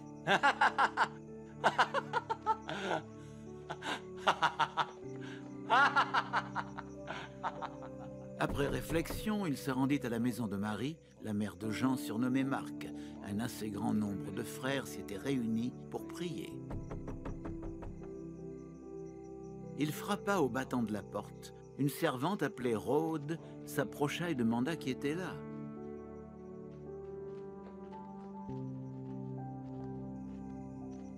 Elle reconnut la voix de Pierre et dans sa joie, au lieu d'ouvrir, elle se précipita pour annoncer: C'est Pierre! Il est là, devant la porte!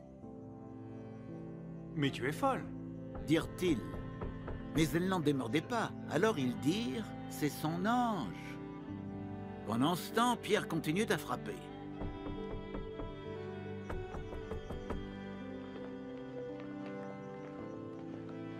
Quand ils ouvrirent, ils le virent et furent émerveillés. D'un geste de la main, Pierre leur fit signe de se taire et il leur raconta comment le Seigneur l'avait fait sortir de prison.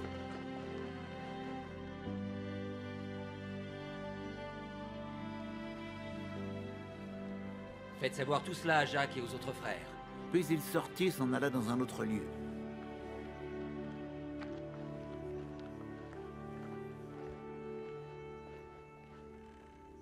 Quand le jour se leva, il y eut un grand émoi parmi les soldats. Où donc était passé Pierre? Hérode le fit rechercher, mais on ne le trouva nulle part. Alors, après avoir fait interroger les gardes, il ordonna leur exécution. Ensuite, il quitta la Judée pour se rendre à Césarée où il passa quelque temps. Or, Hérode était en conflit avec les habitants de Tyr et de Sidon. Ceux-ci décidèrent ensemble de lui envoyer une délégation. Après s'être assuré l'appui de Blastus, son conseiller, ils demandèrent la paix car leur pays était économiquement dépendant de celui du roi.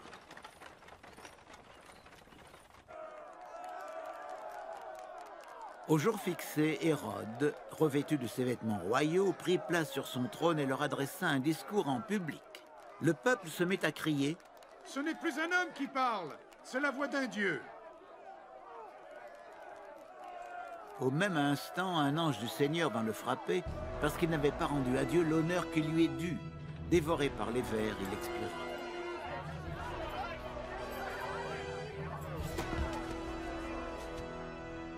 Mais la parole de Dieu se répandait toujours plus. Barnabas et Saul, après avoir rempli leur mission en faveur des croyants de Jérusalem, repartirent en emmenant avec eux Jean, surnommé Marc.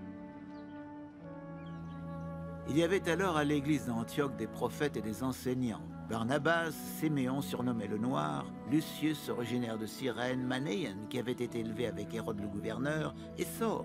Il est avec moi. Un jour qu'ils adoraient ensemble le Seigneur, qu'ils jeûnaient, le Saint-Esprit leur dit: « Mettez à part pour moi Barnabas et Saul pour l'œuvre à laquelle je les ai appelés. » Après avoir jeûné et prié, ils leur imposèrent les mains et les laissèrent partir. C'est donc envoyés par le Saint-Esprit que Barnabas et Saul descendirent à Séleucie, où ils embarquèrent pour Chypre. Une fois arrivés à Salamine, ils annoncèrent la parole de Dieu dans les synagogues des Juifs. Jean-Marc était avec eux et les aidait. Ils traversèrent toute l'île et arrivèrent à Paphos.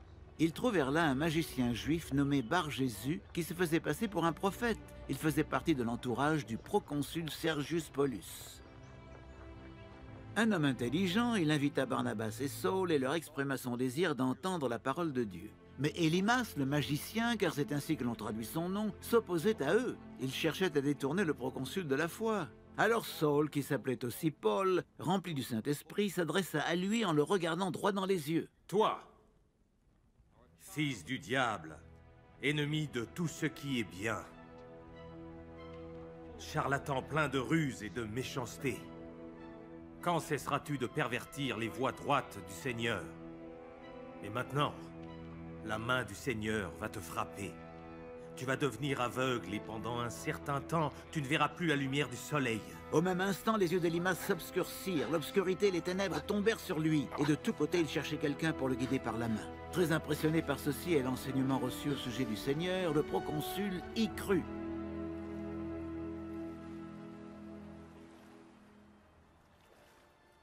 Paul et ses compagnons reprirent la mer à Paphos et arrivèrent à Perge en Pamphylie, où Jean les quitta et retourna à Jérusalem.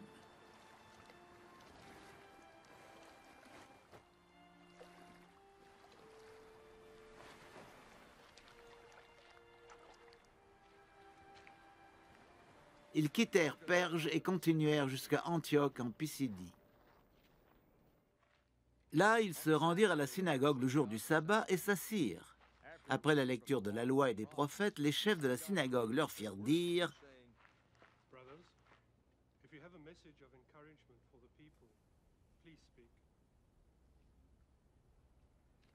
Alors Paul se leva, fit un geste de la main et dit: Israélites, et vous tous qui craignez Dieu, écoutez-moi. Le Dieu de ce peuple d'Israël a choisi nos ancêtres. Il a fait grandir le peuple pendant son séjour en Égypte. Ensuite, en déployant sa puissance, il en a fait sortir. Pendant 40 ans environ, il l'a supporté dans le désert. Après avoir détruit 7 nations dans le pays de Canaan, il a donné leur territoire à son peuple, et tout cela a duré environ 450 ans. Après cela, il a donné à nos ancêtres des chefs, jusqu'à l'époque du prophète Samuel. Alors le peuple a demandé un roi. Dieu leur a donné Saul, fils de Kish, de la tribu de Benjamin, qui a régné sur eux pendant 40 ans. Mais Dieu l'a rejeté et leur a choisi pour roi David. C'est à lui qu'il a rendu ces témoignages. En David, fils de Jessé, j'ai trouvé un homme selon mon cœur, qui accomplira toute ma volonté. Or, Dieu vient d'accorder à Israël un sauveur parmi les descendants de David. Et c'est Jésus, comme il l'avait promis. Avant la venue de Jésus, Jean avait appelé tous les Israélites à se faire baptiser en signe de repentance. Arrivé au terme de sa vie, Jean disait: « Qui pensez-vous que je sois? Je ne suis pas celui que vous attendiez, non. Il vient après moi, et moi, je ne mérite pas de dénouer ses sandales. » Mes frères, vous qui êtes les descendants d'Abraham, et vous tous qui craignez Dieu, et qui êtes présents parmi nous, c'est à nous que Dieu a envoyé cette parole de salut. Car les habitants de Jérusalem, ainsi que leurs chefs, n'ont compris ni qui était Jésus, ni les paroles des prophètes qui sont lues chaque jour de sabbat, et en condamnant Jésus, ils ont accompli ses prophéties. Ils n'ont trouvé aucune raison de le condamner à mort, mais ils ont demandé à Pilate de le faire exécuter. Après avoir réalisé tout ce que les Écritures avaient prédit, ils l'ont descendu de la croix et l'ont déposé dans un tombeau. Mais Dieu l'a ressuscité des morts. Pendant de nombreux jours, Jésus s'est montré à ceux qui étaient montés avec lui de la Galilée jusqu'à Jérusalem et qui sont maintenant ses témoins devant le peuple. Et nous vous annonçons que la promesse que Dieu avait faite à nos ancêtres, il l'a pleinement accomplie pour nous, qui sommes leurs descendants, en ressuscitant Jésus, selon ce qui est écrit au psaume 2. « Tu es mon fils, aujourd'hui je fais de toi mon enfant. » Dieu avait dit qu'il le ressusciterait des morts, pour qu'il ne pourrisse pas. Il l'avait dit en ces termes. « Je vous accorderai les bénédictions saintes et sûres que j'ai promises à David. » Dans un autre passage, il est dit, « Tu ne permettras pas que ton sein connaisse la décomposition. » Pourtant, David, après avoir en son temps contribué à l'accomplissement du plan de Dieu, est mort, enterré aux côtés de ses ancêtres, et a connu la décomposition.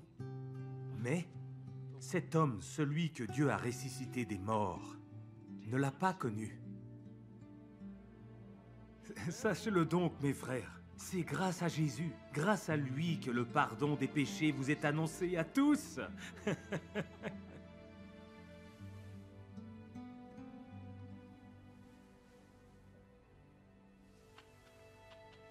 C'est par lui que tout homme qui croit est justifié de toutes les fautes dont vous ne pouviez pas être justifié par la loi de Moïse. Veillez donc à ce qu'il ne vous arrive pas ce qu'ont dit les prophètes. Regardez, homme plein de mépris, soyez étonnés et disparaissez, car je vais accomplir en votre temps une œuvre que vous ne croiriez pas. Quand Paul et Barnabas sortirent, on leur demanda de reparler du même sujet le sabbat suivant. Quand l'assemblée se fut dispersée, beaucoup de juifs et de non-juifs convertis au judaïsme et qui adoraient Dieu suivirent Paul et Barnabas. Ceux-ci s'entretenaient avec eux et les encourageaient à rester attachés à la grâce de Dieu. Le sabbat suivant, presque toute la ville se rassembla pour écouter la parole du Seigneur. En voyant tant de monde, les Juifs furent remplis de jalousie et se mirent à contredire Paul et à l'injurier. Paul et Barnabas leur déclarèrent alors avec une pleine assurance: « C'est à vous que la parole de Dieu devrait être annoncée. Mais puisque vous la refusez et que vous-même vous ne vous jugez pas digne d'avoir une vie éternelle, tournons-nous vers ceux qui ne sont pas juifs. Car le Seigneur a défini notre mission en disant: je t'ai établi pour que tu sois la lumière des autres peuples, et pour que tu portes le salut jusqu'aux extrémités de la terre. » Quand les non-juifs les entendirent, ils furent remplis de joie et se mirent à louer Dieu pour sa parole. Et tous ceux qui étaient destinés à la vie éternelle crurent. La parole du Seigneur se répandait dans toute la contrée environnante. Mais les Juifs excitèrent les femmes dévotes de la haute société attachées au judaïsme et les notables de la ville. Ils provoquèrent ainsi une persécution contre Paul et Barnabas et les chassèrent de leur territoire. Ceux-ci secouèrent contre eux la poussière de leurs pieds et allèrent à Icône. Les nouveaux disciples, cependant, étaient remplis de joie et du Saint-Esprit.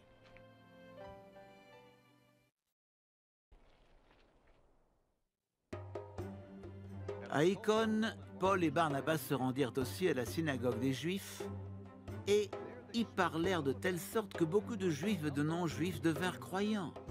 Mais les Juifs qui avaient refusé de croire suscitèrent chez les non-Juifs de l'hostilité et de la malveillance à l'égard des frères.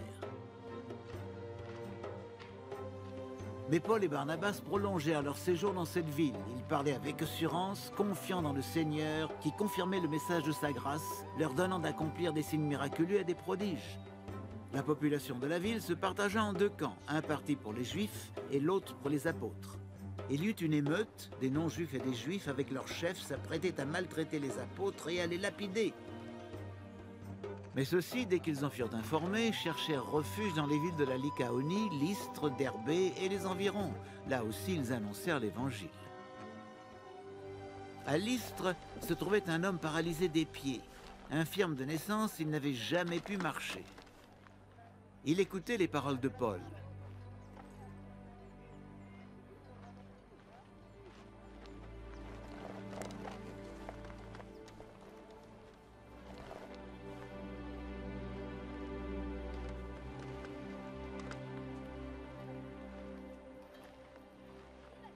L'apôtre fixa les yeux sur lui et voyant qu'il avait la foi pour être sauvé, il lui commanda d'une voix forte: « Lève-toi et tiens-toi droit. »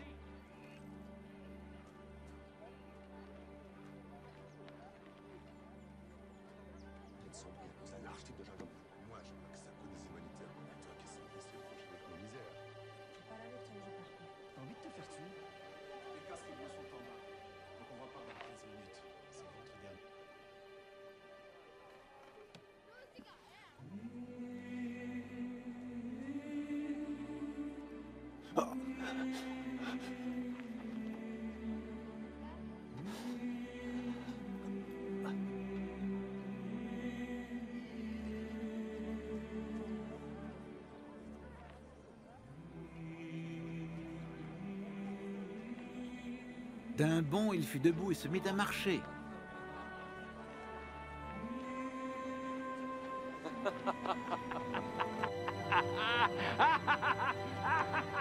Voyant ce que Paul avait fait, les nombreux assistants crièrent dans leur langue lycaonienne: « Les dieux ont pris une forme humaine et ils sont descendus parmi nous !» Ils appelaient Barnabas Zeus et Paul Hermès parce que c'était lui qui portait la parole. le prêtre du dieu Zeus, dont le temple se trouvait à l'entrée de la ville, fit amener devant les portes de la ville des taureaux ornés de guirlandes et de fleurs. Il s'apprêtait avec la foule à les offrir en sacrifice.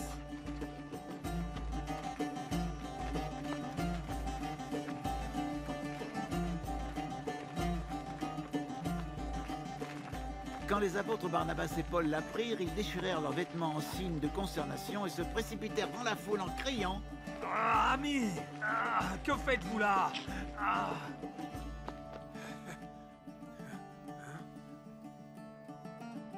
Relève-toi. Allez.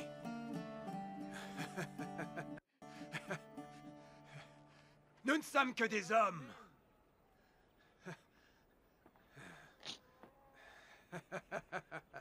Semblables à vous. Nous sommes venus vous annoncer une bonne nouvelle. Vous dire d'abandonner ces idoles inutiles. Pour vous tourner vers le Dieu vivant. Le Dieu vivant qui a créé le ciel, la terre, la mer et tout ce qui s'y trouve. Et voilà.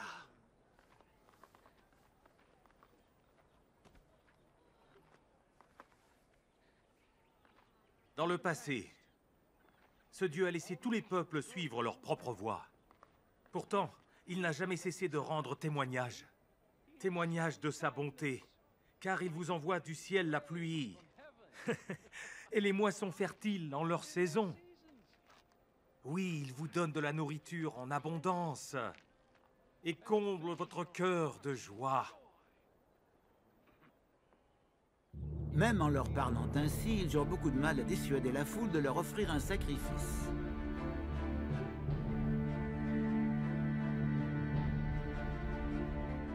Des Juifs arrivèrent d'Antioche et d'Icône et ils parvinrent à retourner le peuple contre eux.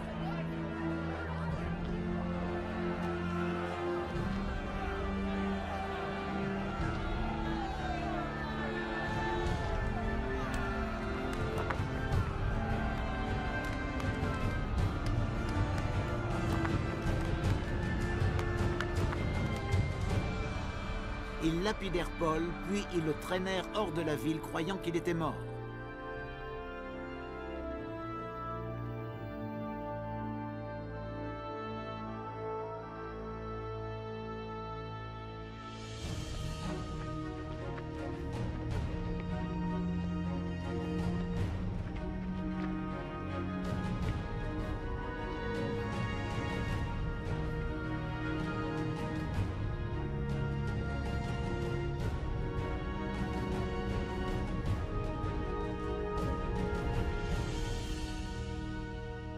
Mais quand les disciples se rassemblèrent autour de lui, il se releva et rentra dans la ville.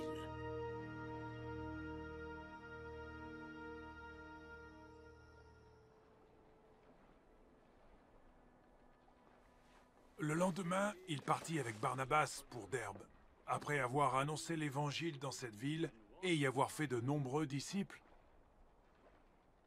Ils retournèrent à Lystre, à Icône et à Antioche. Ils fortifiaient les disciples et les encourageaient à demeurer fermes dans la foi. Car c'est au travers de beaucoup de souffrances qu'il nous faut entrer dans le royaume de Dieu.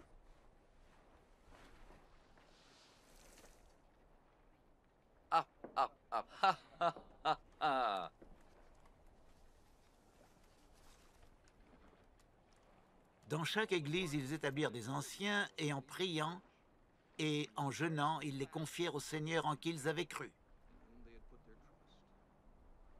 De là, ils traversèrent la Pisidie et gagnèrent la Pamphylie. Après avoir annoncé la parole à Perge, ils descendirent au port d'Atalie. Là, ils embarquèrent pour Antioche, où on les avait confiés à la grâce de Dieu pour l'œuvre qu'ils venaient d'accomplir. À leur arrivée, ils réunirent l'Église et racontèrent tout ce que Dieu avait fait par eux. Ils exposèrent aussi comment il avait ouvert aux non-juifs la porte de la foi. Ils demeurèrent là longtemps parmi les disciples. Quelques hommes venus de Judée arrivèrent à Antioche. Ils enseignaient les frères en disant « Si vous ne vous faites pas circoncire comme Moïse l'a prescrit, vous ne pouvez pas être sauvés. » Il en résulta un conflit et de vives discussions avec Paul et Barnabas. Donc, il fut décidé que Paul et Barnabas monteraient à Jérusalem avec quelques autres frères pour parler de ce problème avec les apôtres et les anciens. L'Église pourvut à leur voyage.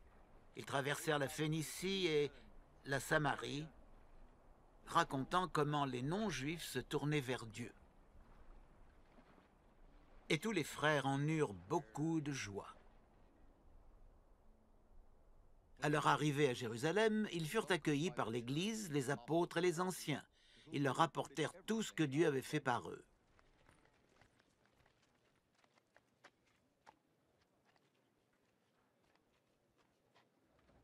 Mais quelques membres du parti des pharisiens, qui étaient devenus des croyants, intervinrent pour soutenir qu'il fallait absolument circoncire les non-juifs et leur ordonner d'observer la loi de Moïse. Les apôtres et les anciens se réunirent pour examiner la question.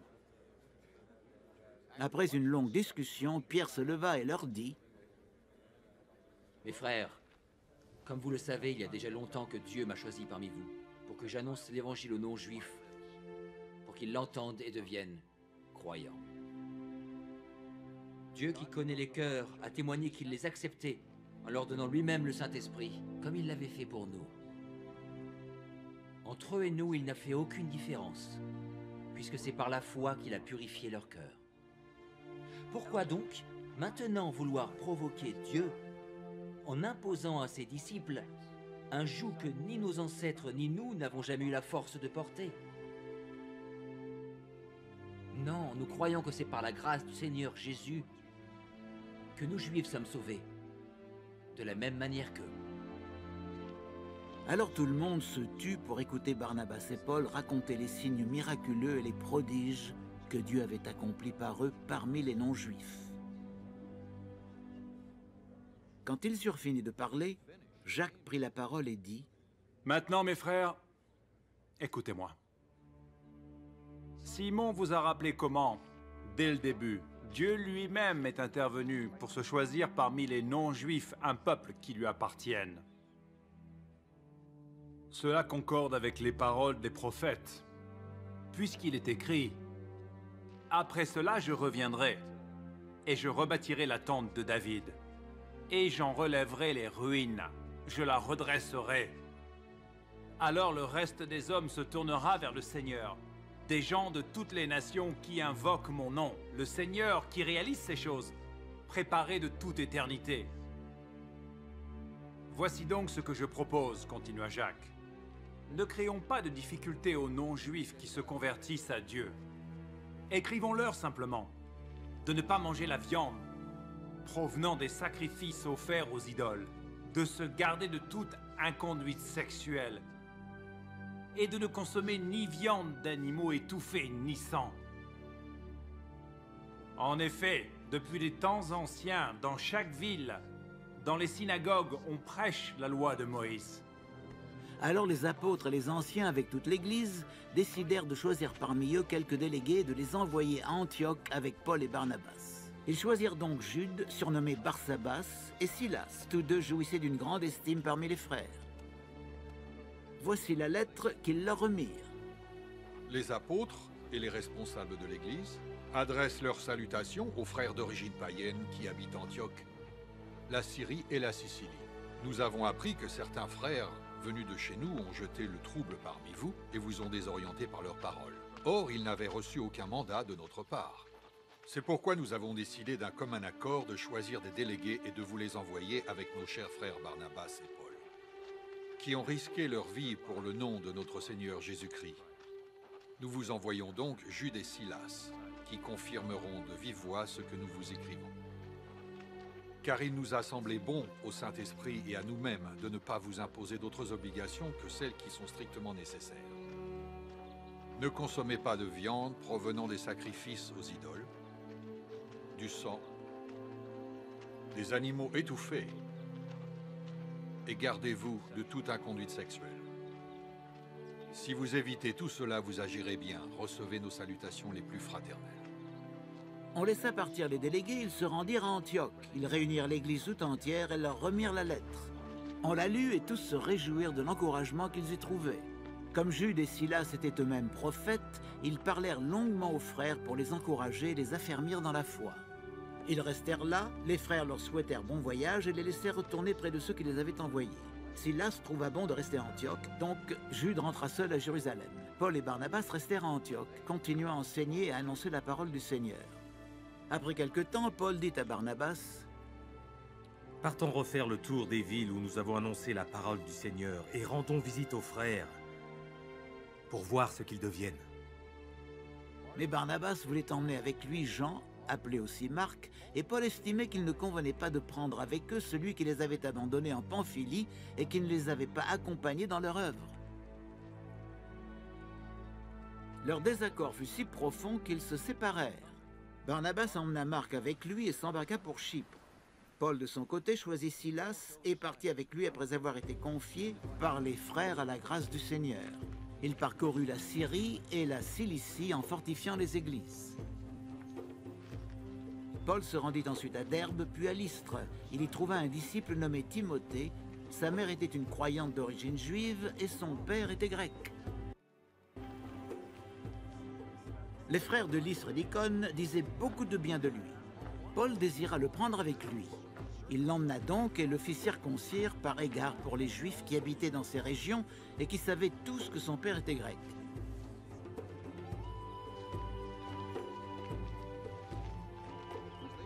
Dans toutes les villes où il passait, il recommandait d'observer les décisions des apôtres et des anciens de Jérusalem.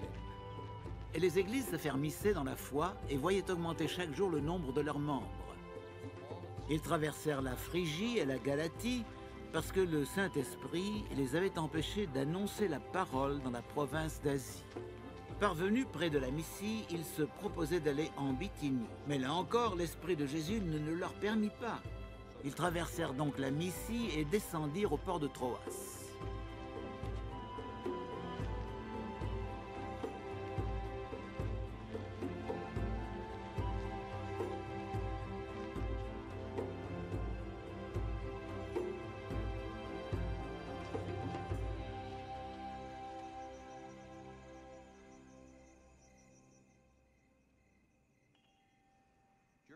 Là, Paul eut une vision au cours de la nuit. Un Macédonien se tenait devant lui et le sollicitait. « Viens en Macédoine et aide-nous. »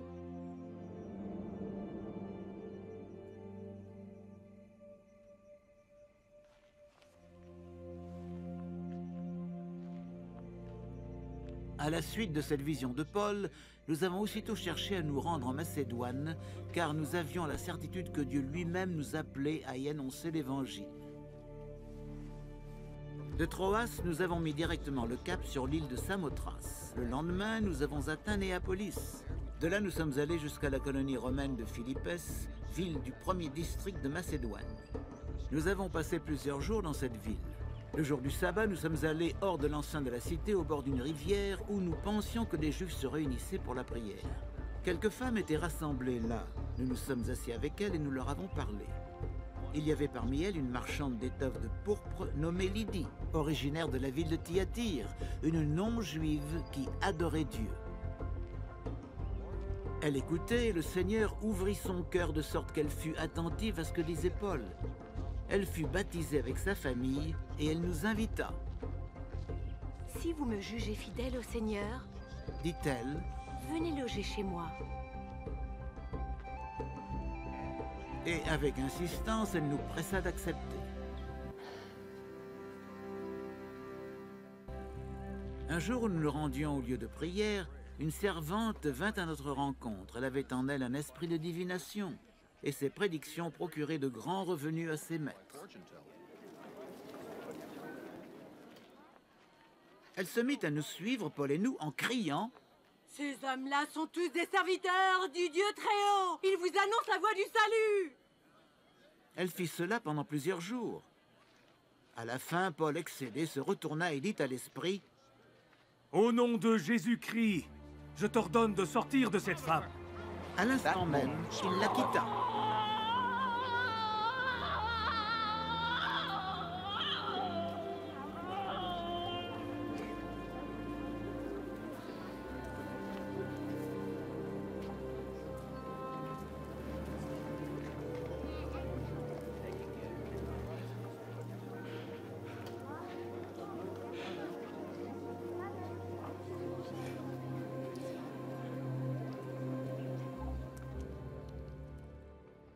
Lorsque les maîtres de la servante s'aperçurent que leurs espoirs de gain s'étaient évanouis, ils se saisirent de Paul et de Silas et les traînèrent sur la place publique devant les autorités.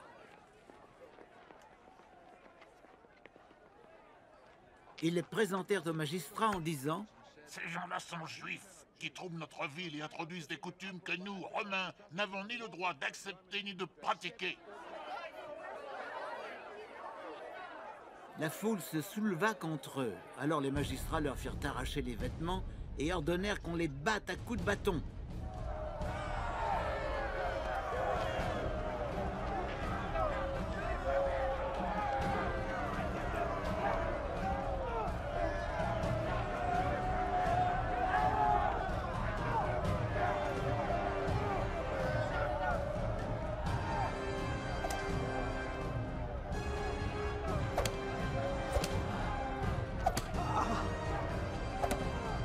On les roua de coups et on les jeta en prison. Le gardien reçut l'ordre de les surveiller de près.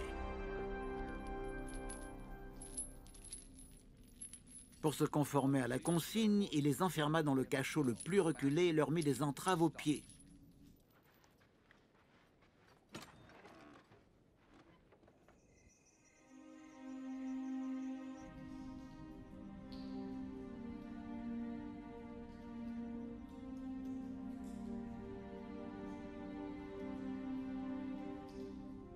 Vers le milieu de la nuit, Paul et Silas priaient et chantaient des louanges à Dieu. Les autres prisonniers les écoutaient. Tout à coup, un violent tremblement de terre secoua la prison jusque dans ses fondations. Toutes les portes s'ouvrirent à l'instant même et les chaînes de tous les prisonniers se détachèrent.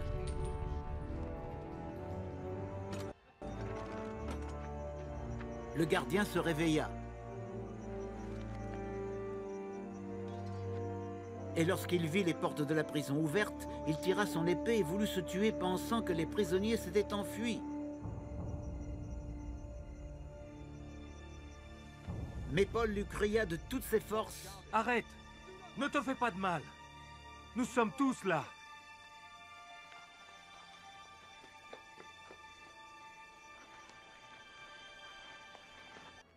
Le gardien demanda des torches, se précipita dans le cachot et, tremblant de peur, se jeta aux pieds de Paul et de Silas.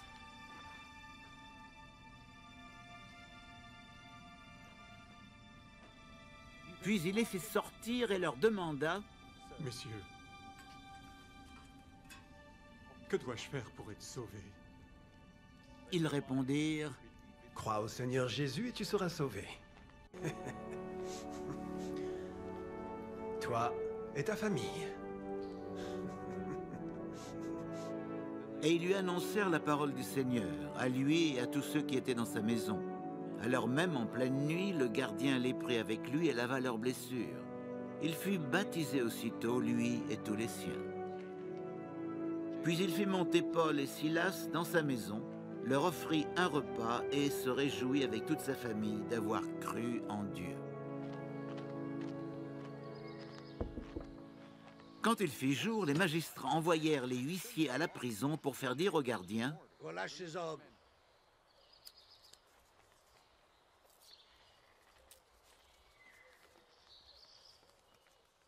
Celui-ci annonça la nouvelle à Paul. « Les magistrats m'ont donné ordre de vous remettre en liberté. Vous pouvez donc sortir. Et aller en paix. »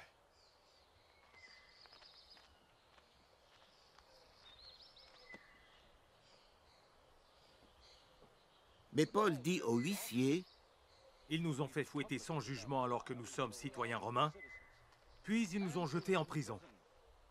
Maintenant, ils voudraient se débarrasser de nous en cachette? Non! Qu'ils viennent eux-mêmes nous remettre en liberté. »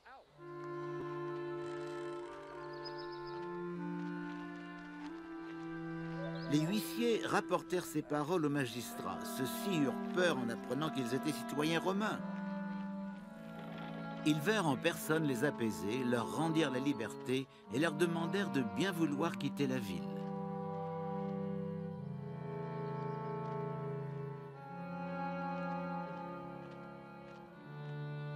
À leur sortie de prison, Paul et Silas se rendirent chez Lydie, où ils retrouvèrent tous les frères. Ils les encouragèrent.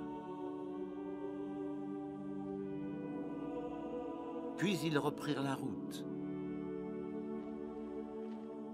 Ils traversèrent Amphipolis, puis Apollonie et arrivèrent à Thessalonique, où les Juifs avaient une synagogue. Selon son habitude, Paul s'y rendit et pendant 3 sabbats, il discuta avec eux sur les Écritures. Il les leur expliquait et leur démontrait que d'après elles, le Christ devait mourir puis ressusciter des morts. Le Christ n'est autre que ce Jésus que je vous annonce, dit-il. Quelques Juifs furent convaincus et se joignirent à Paul et Silas, ainsi qu'un grand nombre de non-Juifs qui adoraient Dieu et plusieurs femmes de la haute société. Mais les autres Juifs, jaloux, recrutèrent quelques voyous trouvés sur la place publique et provoquèrent des attroupements et du tumulte dans la ville. Ils firent irruption dans la maison de Jason pour y chercher Paul et Silas qu'ils voulaient traduire devant l'assemblée du peuple. Mais ils ne les trouvèrent pas. Alors ils emmenèrent Jason et quelques frères devant les magistrats de la ville en criant « Ces individus ont mis le monde entier sans dessus-dessous. Et maintenant ils sont ici. Jason les a reçus chez lui. Ils agissent tous contre les édits de César, car ils prétendent qu'il y a un autre roi, nommé Jésus. » Et ces paroles émurent la foule et les magistrats. Ceux-ci relâchèrent Jason et les autres croyants après avoir obtenu d'eux le versement d'une caution. Dès qu'il fit nuit, les frères firent partir Paul et Silas pour Bérée.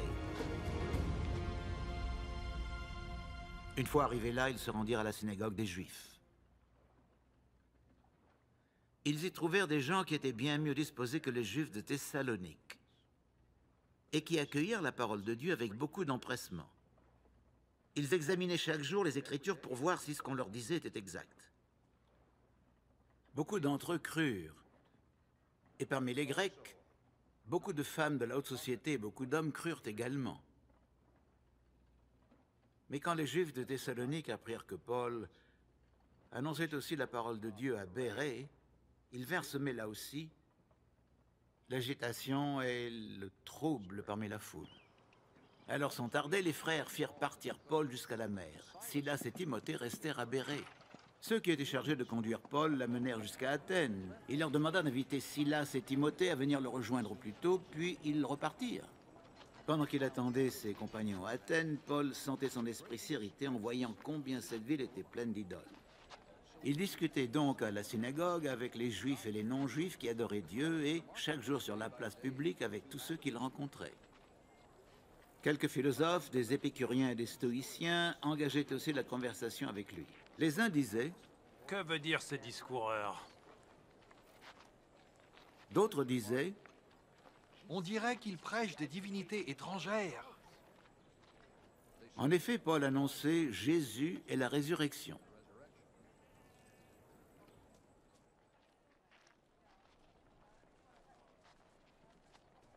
Pour finir, ils l'emmenèrent et le conduisirent devant l'aéropage, où ils lui dirent « Pouvons-nous savoir en quoi consiste cette nouvelle doctrine dont tu parles? Les propos que tu tiens sont bien étranges à nos oreilles. Nous voulons savoir ce qu'ils veulent dire. » Il se trouve en effet que tous les Athéniens et les étrangers qui résidaient dans leur ville ne passaient leur temps qu'à dire ou à écouter les dernières nouvelles. Alors Paul se tint debout au milieu de l'aéropage et dit « Athéniens, je vois que vous êtes à tous égards extrêmement religieux. En effet, en parcourant les rues de votre ville et en examinant vos monuments sacrés, j'ai même découvert un autel qui porte cette inscription, à un Dieu inconnu. Alors, ce que vous adorez ainsi sans le connaître, je viens vous l'annoncer. Dieu qui a créé le monde, et tout ce qui s'y trouve, et qui est le Seigneur du ciel et de la terre, n'habite pas dans des temples bâtis de mains d'hommes. Il n'a pas besoin non plus d'être servi par des mains humaines comme s'il avait besoin de quoi que ce soit. Au contraire, c'est lui qui donne à tous les êtres la vie, le souffle et toutes les choses. À partir d'un seul homme, il a créé tous les peuples pour qu'ils habitent toute la surface de la terre. Et il a fixé la durée des temps pour eux. Et il a établi les limites de leur domaine. Par tout cela, Dieu invitait les hommes à le chercher et à le trouver, peut-être comme à tâtons. Lui qui n'est jamais loin de chacun d'entre nous. C'est en lui que nous avons la vie, le mouvement et aussi l'être, comme l'ont aussi affirmé certains de vos poètes, car nous sommes ses enfants. Ainsi, puisque nous sommes ses enfants, nous ne devons pas imaginer la moindre ressemblance entre la divinité et ses idoles en or, en argent ou en marbre, sculptées par l'art et l'industrie des hommes. Dieu a laissé passer ces temps d'ignorance, et il annonce maintenant à tous les hommes en tout lieu qu'ils se repentissent. Car il a fixé un jour où il jugera le monde entier en toute justice par un homme qu'il a désigné. Ce dont il a donné à tous une preuve certaine en le ressuscitant des morts. Lorsqu'ils entendirent parler de résurrection des morts, les uns se moquèrent de Paul. Et les autres lui dirent, « Nous t'écouterons là-dessus une autre fois. » C'est ainsi que Paul se retira de leur assemblée. Cependant, quelques auditeurs se joignirent à lui et devinrent croyants. En particulier, Denis, un membre de l'aéropage, une femme nommée Damaris, et d'autres avec eux. Après cela, Paul partit d'Athènes et se rendit à Corinthe, où il fit la connaissance d'un juif nommé Achillas, originaire du Pont, qui venait d'arriver d'Italie avec sa femme Priscille, car tous les juifs avaient été expulsés de Rome par un décret de l'empereur Claude. Paul se lia avec eux, comme il avait le même métier qu'eux, il fabriquait des toiles de tente, il logea chez eux et ils travaillèrent ensemble. Chaque sabbat, Paul prenait la parole dans la synagogue et cherchait à convaincre les Juifs et les Grecs. Quand Silas et Timothée arrivèrent de Macédoine, il consacra tout son temps à annoncer la parole. Il rendait témoignage aux Juifs que Jésus est le Christ. Mais ceux-ci s'opposaient à lui et l'injuriaient. Aussi, il secoua contre eux la poussière de ses vêtements et leur dit « Que votre sang retombe sur votre tête. Je n'en porte pas la responsabilité. À partir de maintenant, j'irai vers les non-juifs. » Il partit de là et se rendit chez un certain Titius Justus. C'était un non-juif qui adorait Dieu et sa maison était juste à côté de la synagogue. Crispus, le chef de la synagogue, crut au Seigneur ainsi que toute sa famille.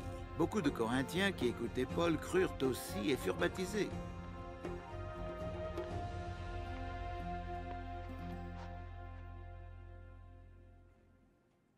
Une nuit, le Seigneur lui-même parla à Paul dans une vision. N'aie pas peur. Parle et ne te tais pas. Je suis avec toi.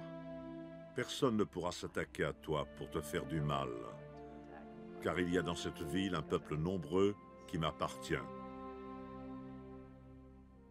Alors Paul se fixa à Corinthe et pendant 1 an et demi y enseigna la parole de Dieu.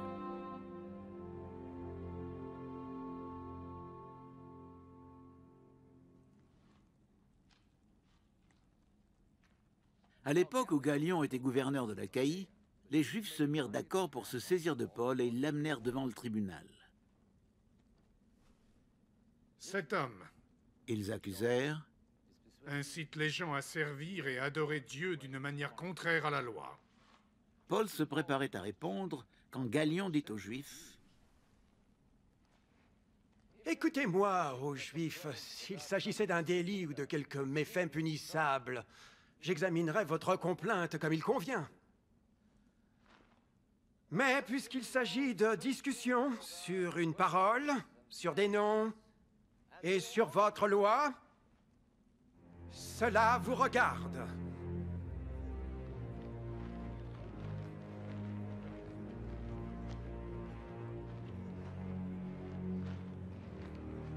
Je ne veux pas en être juge. » Là-dessus, il les renvoyait au tribunal. Alors la foule s'en prit à Sosthène, le chef de la synagogue, et le roi de coups devant le tribunal sans que Galion s'en mette en peine.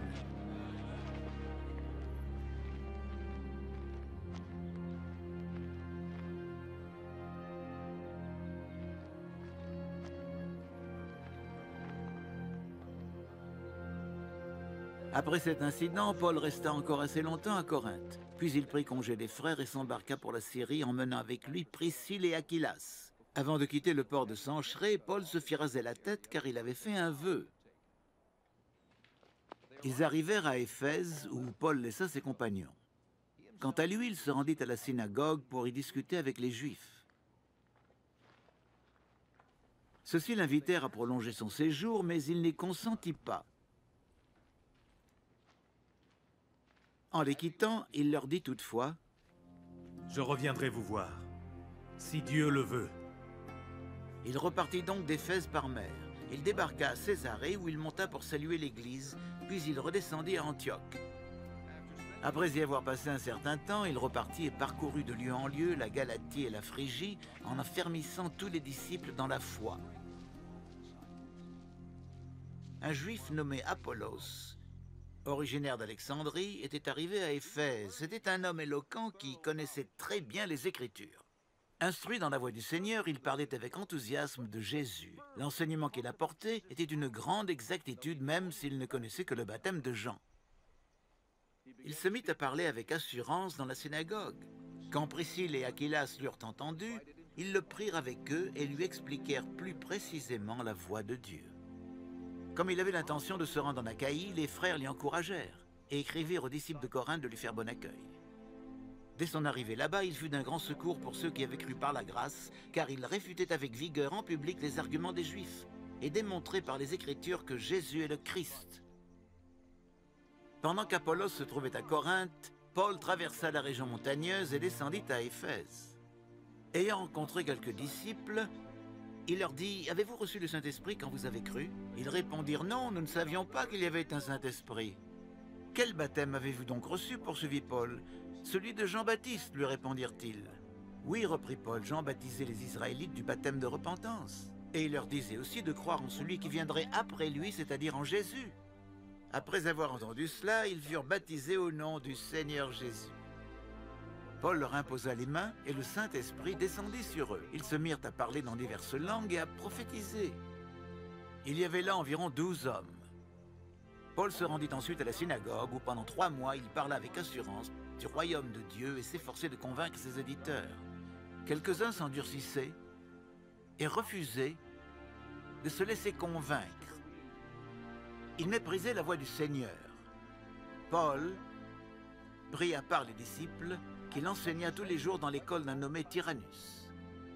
Cela dura 2 ans, si bien que tous les habitants de la province d'Asie, tant juifs que grecs, entendirent la parole du Seigneur. Dieu faisait des miracles extraordinaires par les mains de Paul.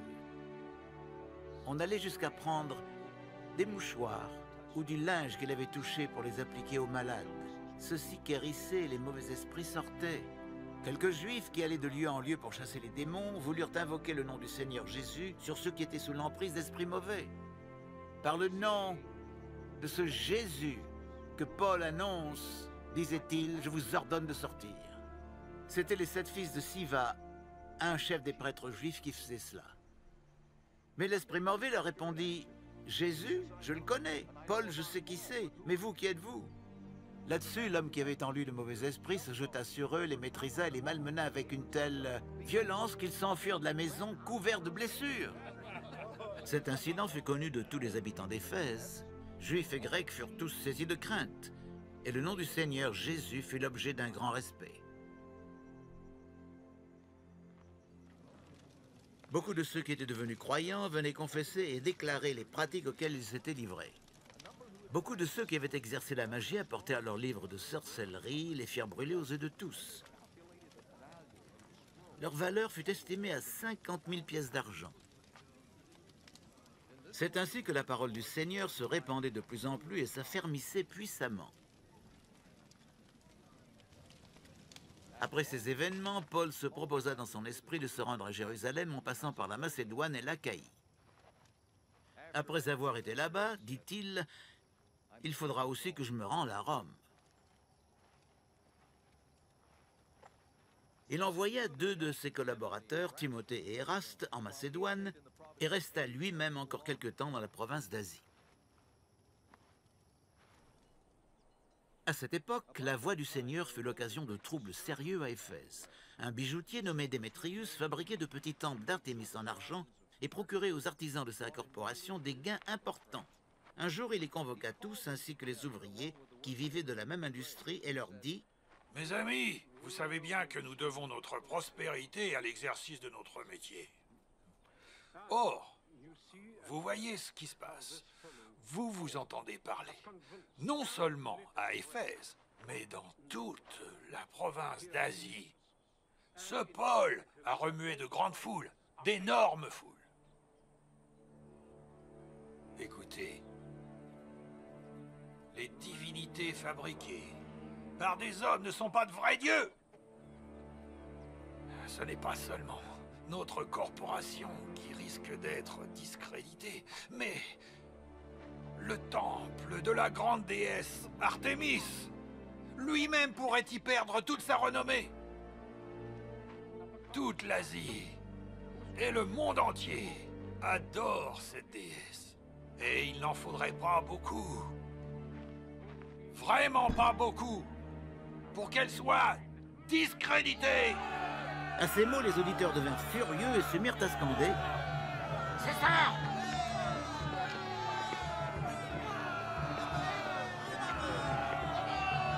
Grande est l'Artémis des Éphésiens! Bientôt, toute la ville fut en effervescence.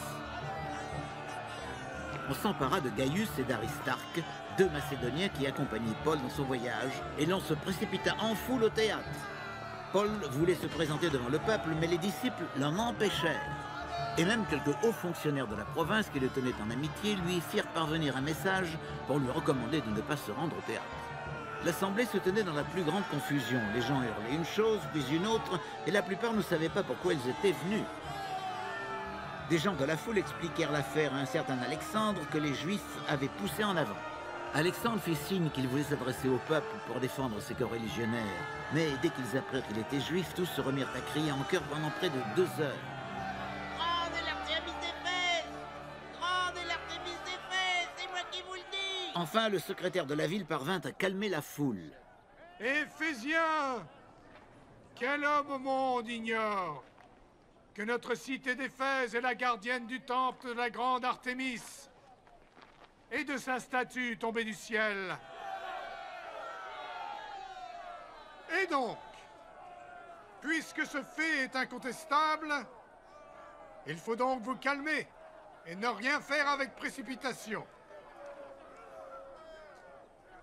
Ces hommes ne sont coupables ni de sacrilège, ni de blasphème envers notre déesse.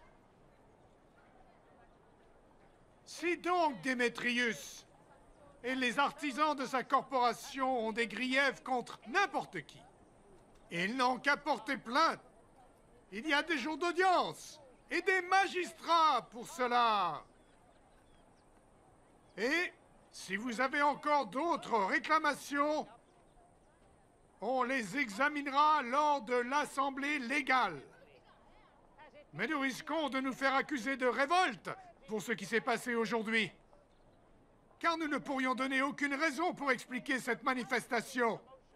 Oui, il n'y a aucune raison pour ça. Là-dessus, il ordonna à l'assemblée de se disperser.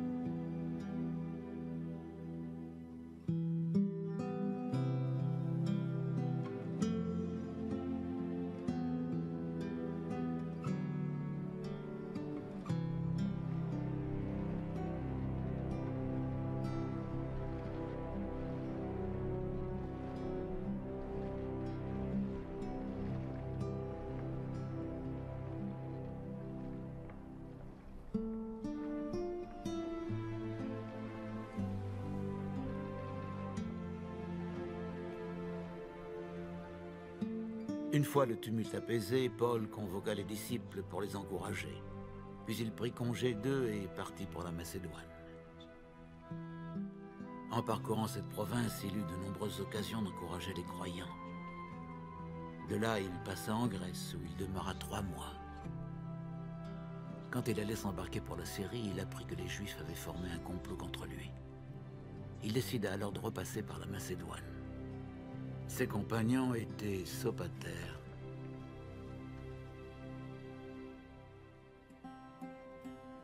fils de Pyrrhus, originaire de Bérée,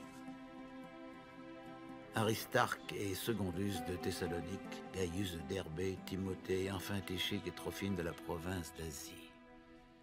Ils prirent les devants pour aller nous attendre à Troas.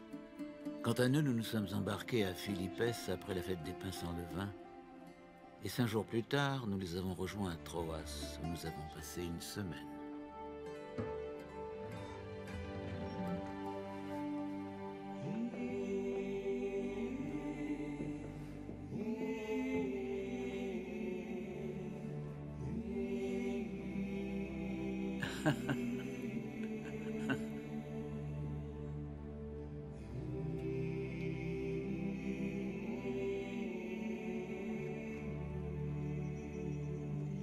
Le premier jour de la semaine, nous étions réunis pour rompre le pain. Mais ils devaient partir le lendemain et Paul s'entretenait avec eux et prolongea son discours jusque vers minuit. Nous étions réunis à l'étage supérieur de la maison, éclairé par de nombreuses lampes. Un jeune homme nommé Eutychus s'était assis sur le rebord de la fenêtre et pendant le long discours de Paul, il s'endormit profondément. Soudain, dans son sommeil, il perdit l'équilibre et tomba du 3e étage. Quand on le releva, il était mort. Paul descendit, se pencha vers lui et le prit dans ses bras. « Ne vous inquiétez pas, » dit-il.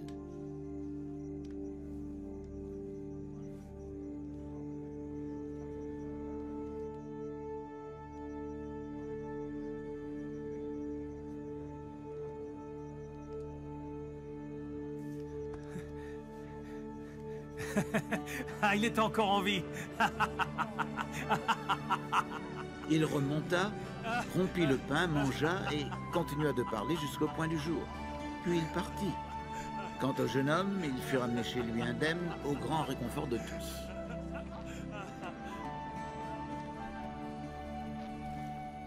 Nous avons pris les devants et nous nous sommes embarqués sur un bateau qui nous a amenés à Assos où nous devions prendre Paul, conformément à ce qu'il avait décidé, car il voulait faire la route à pied jusque-là. Quand il nous eut rejoints à Assos, nous avons repris la mer ensemble. Après une escale à Mytilène, nous avons passé le lendemain au large de Chios. Le jour suivant, nous jetions l'ancre à Samos et 1 jour plus tard, nous abordions Milet. Paul avait en effet décidé de dépasser Éphèse sans s'y arrêter pour ne pas risquer de s'attarder dans la province d'Asie. Il se hâtait pour être à Jérusalem, si possible, le jour de la Pentecôte. Pendant l'escale à Milet, il envoya chercher à Éphèse les anciens de l'Église. Quand il fut arrivé auprès de lui, il leur dit: « Vous savez comment je me suis comporté pendant tout le temps que j'ai passé parmi vous depuis le jour de mon arrivée dans la province d'Asie. J'ai servi le Seigneur en toute humilité.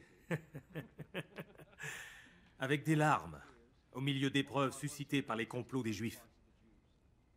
Vous savez aussi, sans rien vous cacher, je vous ai annoncé et enseigné tout ce qui pouvait vous être utile, soit publiquement, soit dans vos maisons. Sans cesse, j'ai appelé Juifs et Grecs à se tourner vers Dieu et à croire en Jésus, notre Seigneur. Maintenant, me voici en route pour Jérusalem. L'Esprit m'y oblige, mais j'ignore ce qui m'y arrivera. Tout ce que je sais, c'est que le Saint-Esprit m'avertit de ville en ville que je dois m'attendre à être emprisonné et à connaître bien des souffrances. Ma vie m'importe peu. Je ne lui accorde aucun prix. Mon but est d'aller jusqu'au bout de ma course et d'accomplir pleinement le service que le Seigneur m'a confié. C'est-à-dire de proclamer l'évangile de la grâce de Dieu. Maintenant, je le sais. Vous tous, au milieu de qui je suis passé en prêchant le royaume de Dieu, vous ne me reverrez plus.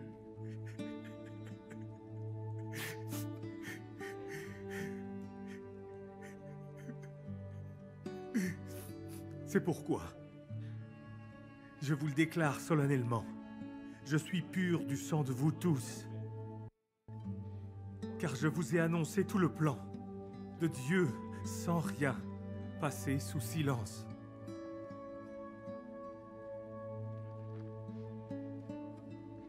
Veillez donc sur vous-même et sur le troupeau de l'Église que le Saint-Esprit a confié à votre garde. Comme le berger le fait de son troupeau, prenez soin de l'Église qu'il s'est acquise par son propre sang. Je sais qu'il s'introduira parmi vous, après mon départ, des loups cruels qui n'épargneront pas le troupeau.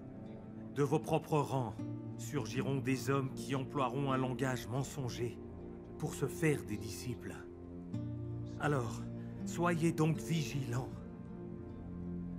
Rappelez-vous que, pendant 3 années, nuit et jour, je n'ai cessé de vous conseiller, un à un, et parfois même avec des larmes.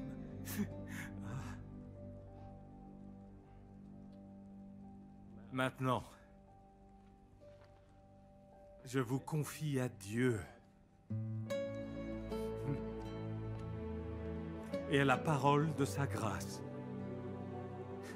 Il vous fait grandir dans la foi et vous assure l'héritage qu'il vous réserve avec tous ceux qui sont sanctifiés. Je n'ai désiré ni l'argent, ni l'or, ni les vêtements de personne. Regardez mes mains. Ce sont elles, vous le savez bien, qui ont pourvu à mes besoins et à ceux de mes compagnons. Je vous ai montré partout et toujours qu'il faut travailler ainsi pour soutenir les faibles. Souvenons-nous de ce que le Seigneur Jésus lui-même a dit. Il y a plus de bonheur à donner qu'à recevoir.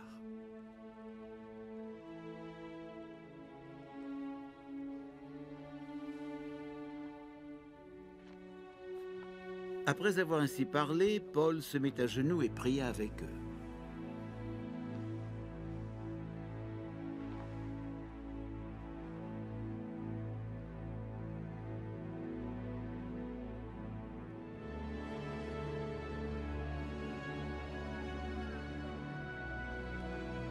Tous alors éclatèrent en sanglots et se jetèrent au cou de Paul pour l'embrasser. Ce qui les affligeait, c'était de l'avoir entendu dire qu'il ne le reverrait plus. Puis ils l'accompagnèrent jusqu'au bateau.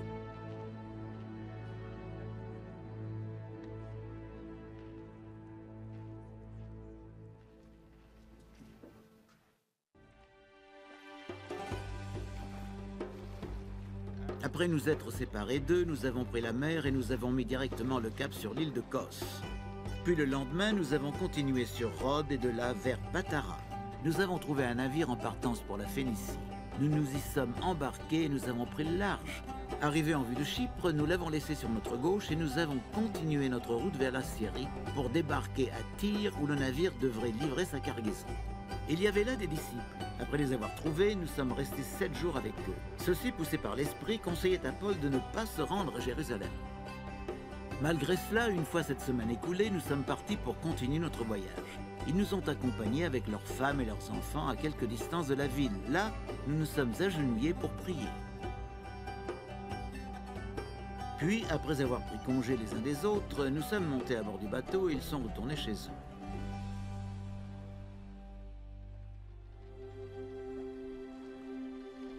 Nous avons terminé notre voyage par mer en allant de Tyr à Ptolémaïs, où nous avons salué les frères et passé une journée avec eux.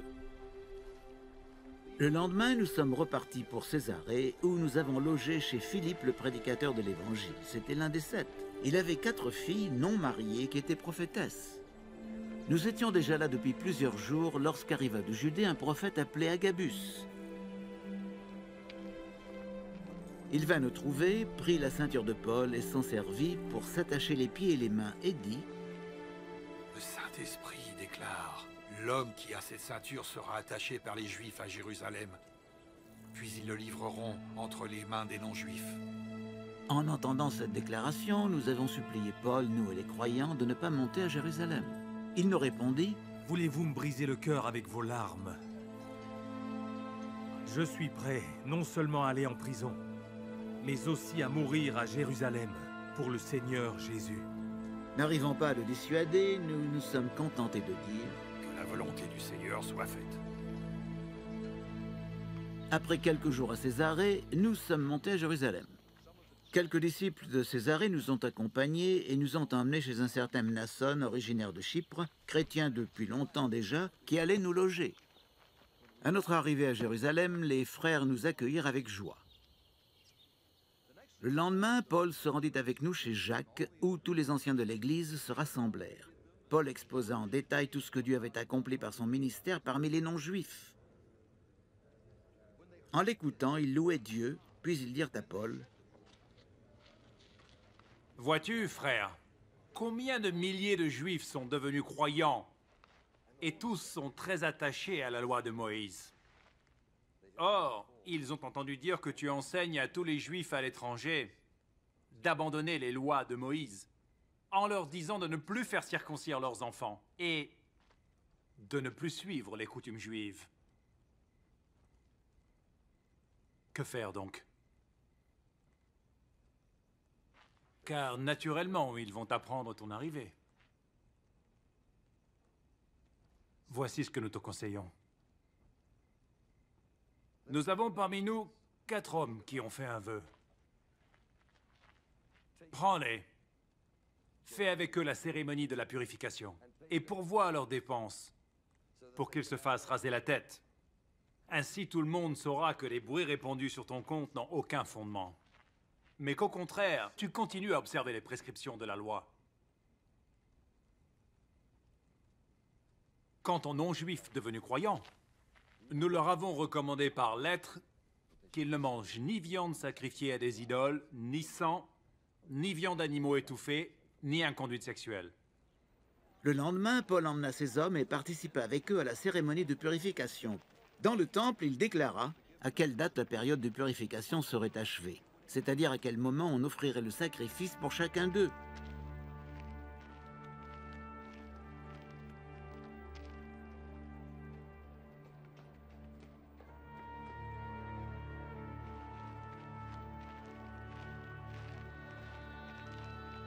La semaine exigée pour la purification allait s'achever lorsque des Juifs de la province d'Asie virent Paul dans le temple. Ils ameutèrent toute la foule et se jetèrent sur lui en criant: « Israélites!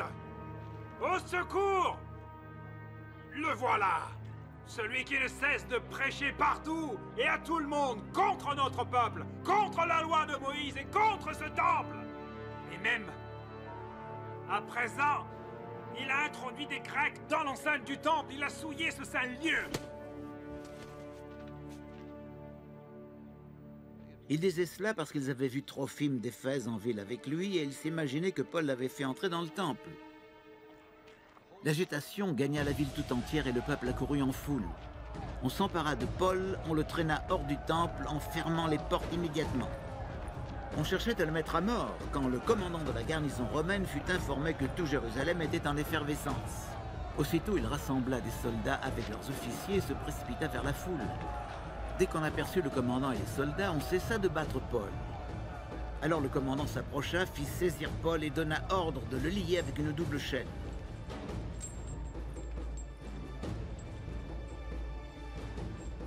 Puis il demanda qui il était et ce qu'il avait fait. Mais dans la foule, les uns criaient une chose, les autres une autre, et le commandant ne put rien savoir à cause de ce tumulte. Alors il ordonna de conduire Paul à la forteresse.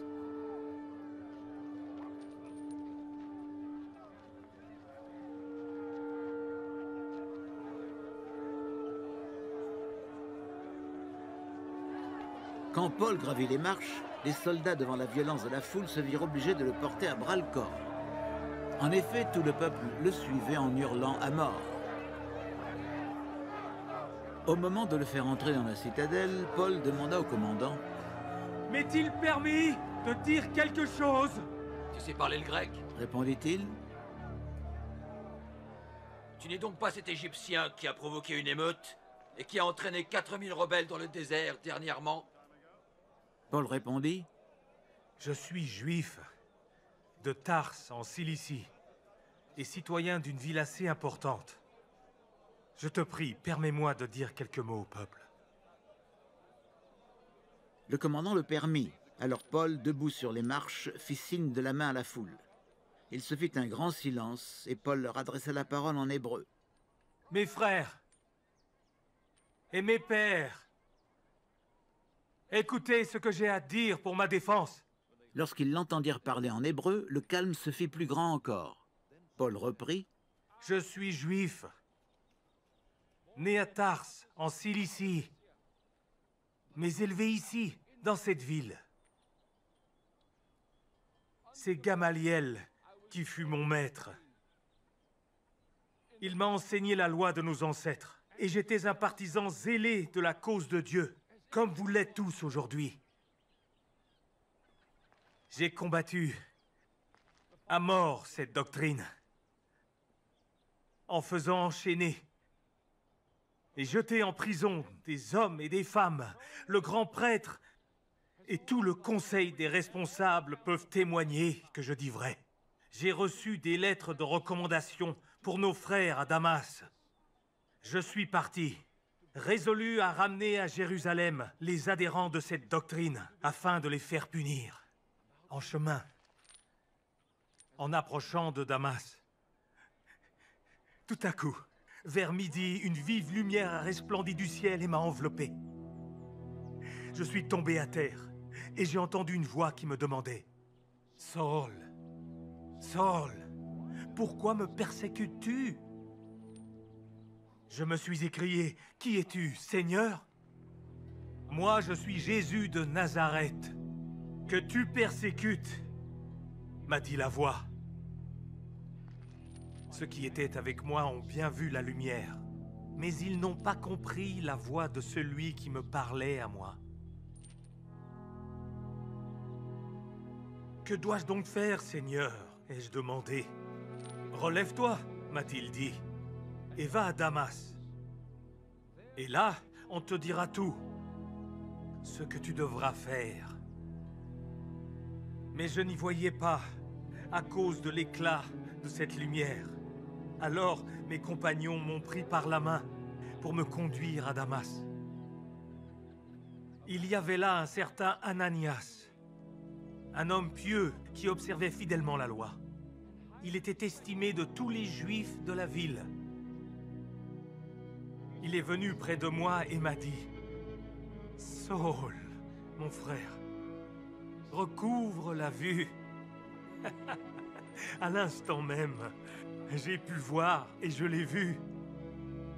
Alors il m'a dit « Le Dieu de nos ancêtres t'a choisi d'avance pour te faire connaître sa volonté, pour que tu vois le juste et que tu entendes les paroles de sa bouche.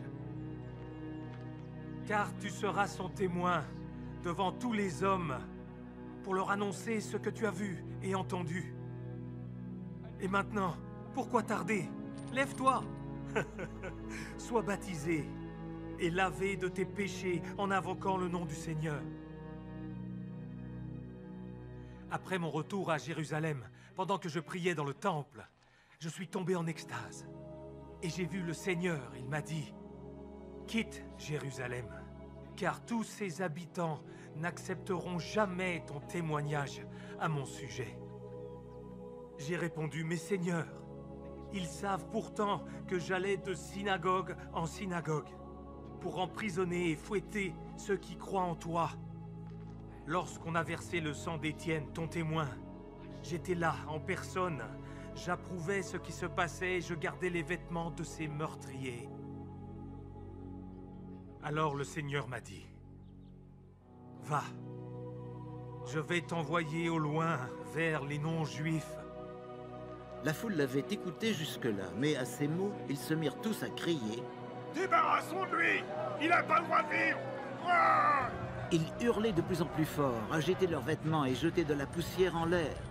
Alors le commandant donna l'ordre de faire entrer Paul dans la citadelle et de le soumettre à la question à coups de fouet afin de savoir pourquoi les Juifs criaient ainsi contre lui.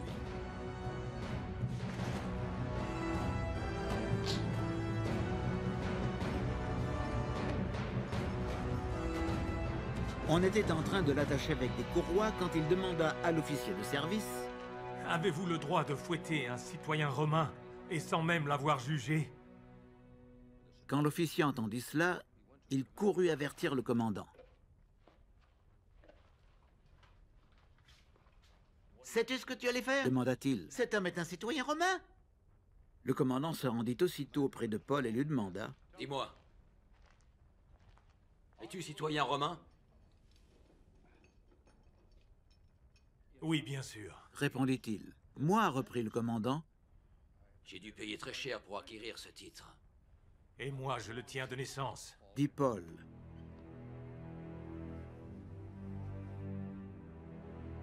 Ceux qui allaient le soumettre à la question se retirèrent aussitôt. Le commandant lui-même commença à s'inquiéter à l'idée qu'il avait bel et bien fait enchaîner un citoyen romain.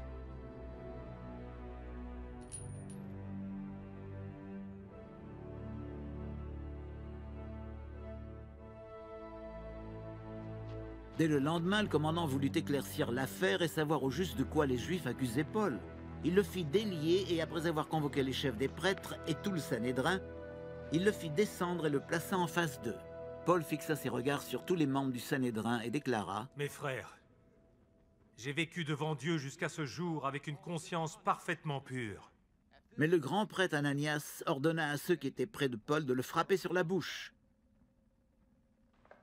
Paul lui dit alors « Dieu lui-même va te frapper, muraille blanchie. Tu sièges là pour me juger selon la loi, et voilà que tu violes la loi en ordonnant de me frapper. » Ceux qui étaient près de Paul dirent « Tu oses injurier le grand prêtre de Dieu ?» Paul reprit « Mes frères, j'ignorais que c'était le grand prêtre.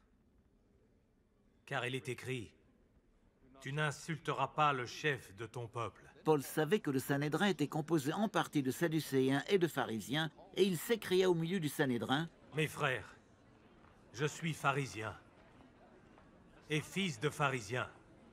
Si je suis mis en accusation, c'est pour mon espérance en la résurrection des morts. » Ces mots provoquèrent une dispute entre pharisiens et sadducéens, et l'assemblée se divisa en deux camps. Les sadducéens, en effet, disent qu'il n'y a pas de résurrection, pas plus que d'anges ou d'esprits, et les pharisiens les reconnaissent. Le ton monta considérablement. Des spécialistes de la loi, qui étaient des pharisiens, se levèrent pour protester en faveur de l'accusé. Nous ne trouvons rien à reprocher à cet homme, dirent-ils. Et si un esprit ou un ange lui a parlé? La dispute s'envenimait et le commandant craignit que son prisonnier se tuait par ses gens. Alors il fit descendre un détachement de soldats dans la salle pour tirer Paul du milieu d'eux et de le ramener à la citadelle.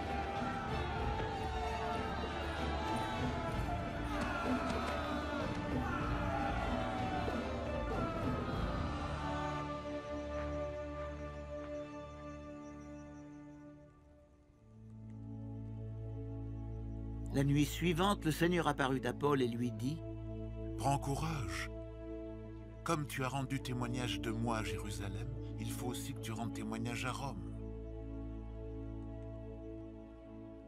Le lendemain matin, les Juifs formèrent un complot en disant qu'ils s'abstiendraient de manger et de boire jusqu'à ce qu'ils aient tué Paul. Plus de 40 hommes participaient à cette conjuration. Ils déclarèrent aux chefs des prêtres et aux anciens « Nous sommes liés par des imprécations à ne rien avaler tant que nous n'aurons pas tué Paul.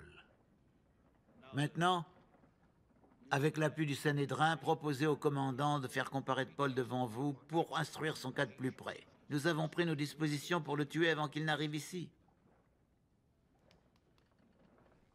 Mais le fils de la sœur de Paul entendit parler du complot. Il entra dans la citadelle et prévint Paul. Paul appela l'officier et lui dit « Conduis ce garçon près du commandant car il a quelque chose à lui dire. » L'officier l'emmena auprès du commandant en disant « Paul, le détenu m'a fait appeler et m'a demandé de t'amener ce jeune homme qui a quelque chose à te dire. » Le commandant, prenant le garçon par la main, se retira avec lui à l'écart et lui demanda « Dis-moi, mais qu'as-tu donc à me dire ?» Il dit « Les Juifs ont convenu de te demander de leur amener Paul devant le Sanhédrin, demain. Ils disent qu'ils veulent examiner son cas de plus près. Mais ne t'y laisse pas prendre. Ils sont à plus de 40 qui préparent un guet-apens contre lui. Ils se sont liés par des imprécations à ne rien manger ni boire avant de l'avoir tué. Maintenant, ils sont prêts et ils attendent ton consentement. » Le commandant laissa repartir le jeune homme, mais il lui fit cette recommandation. Surtout, ne dis à personne que tu m'as prévenu de cette affaire. Il appela 2 de ses officiers et leur dit « Rassemblez 200 soldats et tenez-vous prêts à partir pour Césarée, avec 70 cavaliers et 200 archers. Et nous partirons à 9 h ce soir. Préparez aussi des montures pour Paul et amenez-le sain et sauf au gouverneur Félix. » Il rédigea une lettre pour le gouverneur. Claude Lysias au très excellent gouverneur Félix, c'est lui. Les Juifs s'étaient saisis de l'homme que je t'envoie et ils allaient le tuer quand je suis intervenu avec la troupe. Je l'ai arraché de leurs mains car je venais d'apprendre qu'il était citoyen romain. Comme je voulais savoir de quoi ils l'accusaient, je l'ai fait comparaître devant leur Sanhédrin. J'ai constaté que leurs accusations portaient sur des questions relatives à leur loi, mais que l'on ne pouvait lui imputer aucune faute, entraînant la peine de mort ou la prison. Mais je viens d'être informé d'un projet d'attentat contre lui. C'est pourquoi je te l'envoie sans attendre et je fais savoir à ses accusateurs que c'est devant toi qu'ils auront apporté plainte contre lui. Conformément aux ordres reçus, les soldats emmenèrent Paul et le conduisirent pendant la nuit jusqu'à Antipatris. Le lendemain, ils laissèrent les cavaliers poursuivre seuls le chemin avec lui et ils revinrent à la citadelle.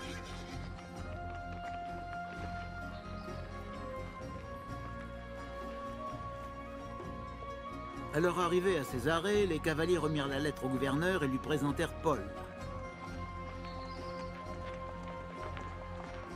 Le gouverneur lut la lettre et demanda de quelle province il était originaire. Apprenant qu'il était né en Sicilie, il lui dit « Je t'entendrai quand tes accusateurs sont arrivés. » Puis il donna ordre de le faire mettre en résidence surveillée dans le palais d'Hérode.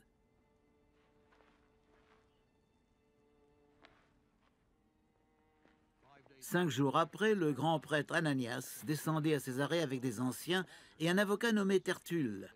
Ils se présentèrent au gouverneur pour porter plainte contre Paul. On appela celui-ci et Tertulle commença son réquisitoire en ces termes. Très excellent, Félix. Grâce à toi, à ta sage administration et aux réformes que ta solitude pour ce peuple t'a inspiré, nous jouissons d'une grande paix. Sois assuré que partout et toujours, nous en éprouvons la plus grande et vive gratitude. Mais nous ne voudrions pas te retenir trop longtemps. Je te prie seulement de nous accorder pour quelques instants ta bienveillante attention. Nous avons découvert que cet individu est un danger public. Il provoque des troubles chez tous les Juifs dans le monde entier. C'est un chef de la secte des Nazaréens. Et il a même tenté de profaner le temple. C'est alors que nous l'avons arrêté. Procède toi-même à son interrogatoire et tu reconnaîtras dans ses réponses le bien fondé de toutes nos accusations contre lui. Les Juifs s'empressèrent de confirmer ces paroles en disant « Oui, tout ce qu'il a dit est exact ». Sur un signe du gouverneur, Paul prit à son tour la parole. Je sais que depuis plusieurs années, tu exerces la justice sur cette nation. En toute confiance, je viens me défendre. Comme tu peux le vérifier toi-même, il y a plus de 12 jours que je suis monté à Jérusalem pour y adorer. Personne ne m'a vu dans le temple en train de discuter avec quelqu'un. Jamais on ne m'a surpris à soulever le peuple ni dans les synagogues, ni dans la ville. Et ils ne peuvent apporter la moindre preuve pour appuyer les accusations qu'ils portent contre moi. Certes, je le reconnais. Je reconnais que je sers le Dieu de mes ancêtres, suivant la voie qu'ils qualifient de secte. Je crois absolument tout. Ce qui est écrit dans la loi est écrit par les prophètes. Et j'ai cette espérance en Dieu comme ils l'ont eux-mêmes. Que les morts, les justes et les injustes ressusciteront. Donc, je m'applique sans cesse à garder une conscience irréprochable devant Dieu et les hommes. Après plusieurs années d'absence, je suis revenu dans mon pays pour apporter une aide financière aux gens de mon peuple et pour présenter des offrandes. J'étais alors dans le temple après avoir accompli les cérémonies de la purification. Il n'y avait personne autour de moi. Il n'y avait ni désordre ni attroupement quand ils m'ont trouvé.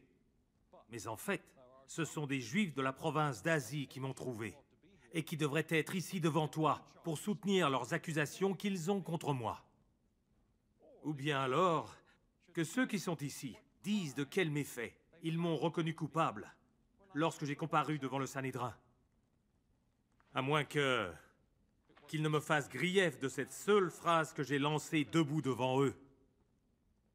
C'est à cause de la résurrection des morts que je suis jugé aujourd'hui devant vous. Et Félix, qui était très bien renseigné au sujet de la doctrine, ajourna le procès en disant: Quand le commandant Lysias viendra ici, dit-il, j'examinerai votre affaire.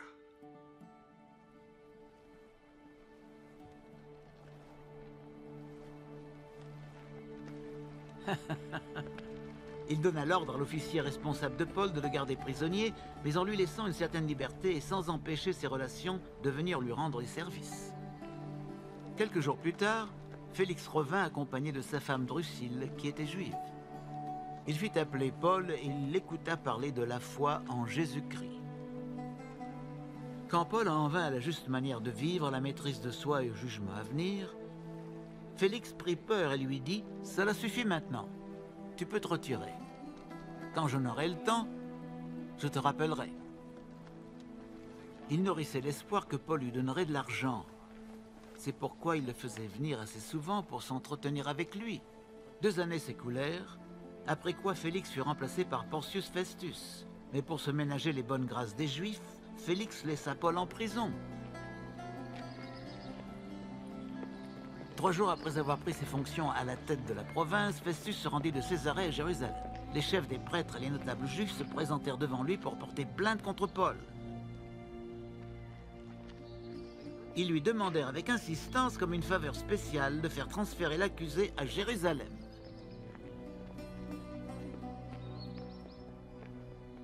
Ils préparaient un guet-apens pour le tuer en chemin. Mais Festus leur répondit: « Paul est en prison à Césarée, et je ne vais pas tarder à retourner moi-même dans cette ville. Il y a parmi vous des hommes compétents, qu'ils m'y accompagnent, et si cet homme a commis des irrégularités, qu'il porte plainte contre lui. » Festus ne resta pas plus de 8 à 10 jours à Jérusalem, puis il redescendit à Césarée. Le lendemain de son retour, il alla siéger au tribunal et y fit comparaître Paul. À peine celui-ci fut-il entré que les Juifs venus de Jérusalem l'entourèrent et portèrent contre lui un grand nombre de graves accusations, mais ils ne pouvaient pas les prouver. Quant à lui, Paul disait pour sa défense: « Je n'ai commis aucune faute, ni contre la loi juive, ni contre le temple, ni contre César. » Festus voulait se concilier la faveur des Juifs. Il demanda donc à Paul: « Acceptes-tu de retourner à Jérusalem ?» Paul répondit: « Je me tiens ici devant le tribunal de César, et c'est devant ce tribunal que je dois être jugé. Quant aux Juifs, je ne leur ai fait aucun tort, comme tu as pu t'en rendre compte.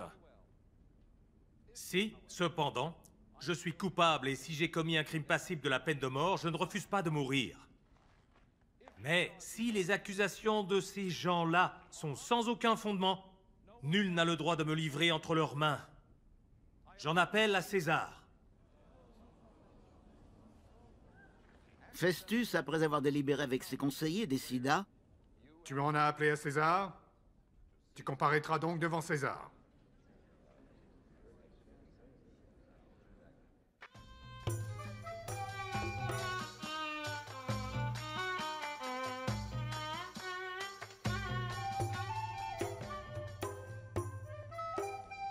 Quelque temps plus tard, le roi Agrippa et Bérénice arrivèrent à Césarée pour rendre visite à Festus. Comme il passait là plusieurs jours, Festus informa le roi de l'affaire de Paul. Il dit: « J'ai là un homme que mon prédécesseur Félix a laissé en prison. Lors de mon passage à Jérusalem, les chefs des prêtres et les anciens des Juifs sont venus porter plainte contre lui, et ils m'ont demandé de le condamner. Mais je leur ai répondu que les Romains n'ont pas coutume de livrer un prévenu avant de l'avoir confronté avec ses accusateurs, et de lui avoir donné l'occasion de se défendre de leurs accusations. Ils sont venus ici avec moi. Je n'ai pas voulu remettre l'affaire à plus tard dès le lendemain. J'ai donné l'ordre d'amener cet homme. Je m'attendais à ce que ces accusateurs le chargent de toutes sortes de crimes graves. Il n'en fut rien. Il ne s'agissait que de discussions au sujet de leur propre religion et d'un certain Jésus qui est mort et dont Paul dit qu'il est vivant. Ne sachant quel parti prendre dans ce débat, J'ai donc demandé à Paul s'il consentait à monter à Jérusalem pour que son affaire y soit jugée. Mais il a usé de son droit d'appel et a demandé que sa cause soit portée devant le tribunal de l'empereur. J'ai ordonné de le garder en prison, jusqu'à ce que je puisse l'envoyer à César. Alors Agrippa dit à Festus: J'aimerais bien entendre cet homme. Moi aussi. Il répondit: Tu pourras l'entendre, dès demain.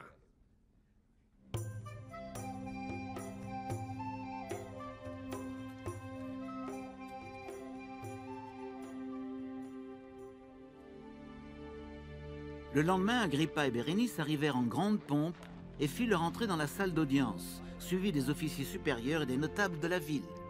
Sur l'ordre de Festus, Paul fut introduit.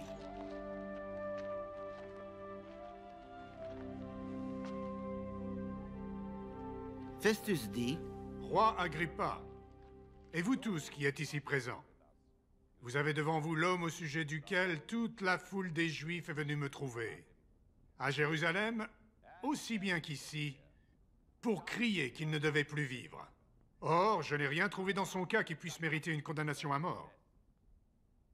Cependant, puisqu'il en a appelé à l'empereur, j'ai décidé de le lui envoyer. Seulement, je ne dispose d'aucun fait précis à écrire à l'empereur.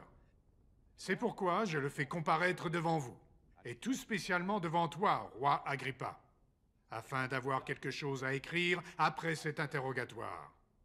Car il ne me semble pas raisonnable d'envoyer ainsi un prisonnier sans pouvoir préciser les accusations dont il est l'objet. Agrippa dit à Paul: Tu as la parole.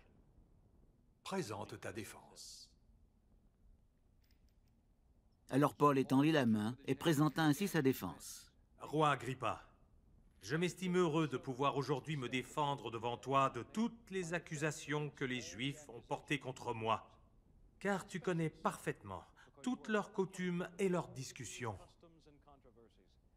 Veuille donc, je te prie, m'écouter avec patience. Tous mes compatriotes savent comment j'ai vécu ma vie, dès ma jeunesse et au sein de mon propre peuple et à Jérusalem. Ils me connaissent depuis longtemps. Et ils peuvent témoigner, s'ils le veulent bien, que j'ai conduit ma vie selon le parti le plus strict de notre religion, celui des pharisiens.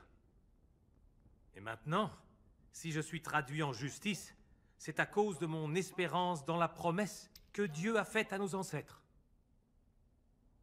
Nos 12 tribus espèrent voir son accomplissement en rendant leur culte à Dieu, et ce jour et nuit pour toujours.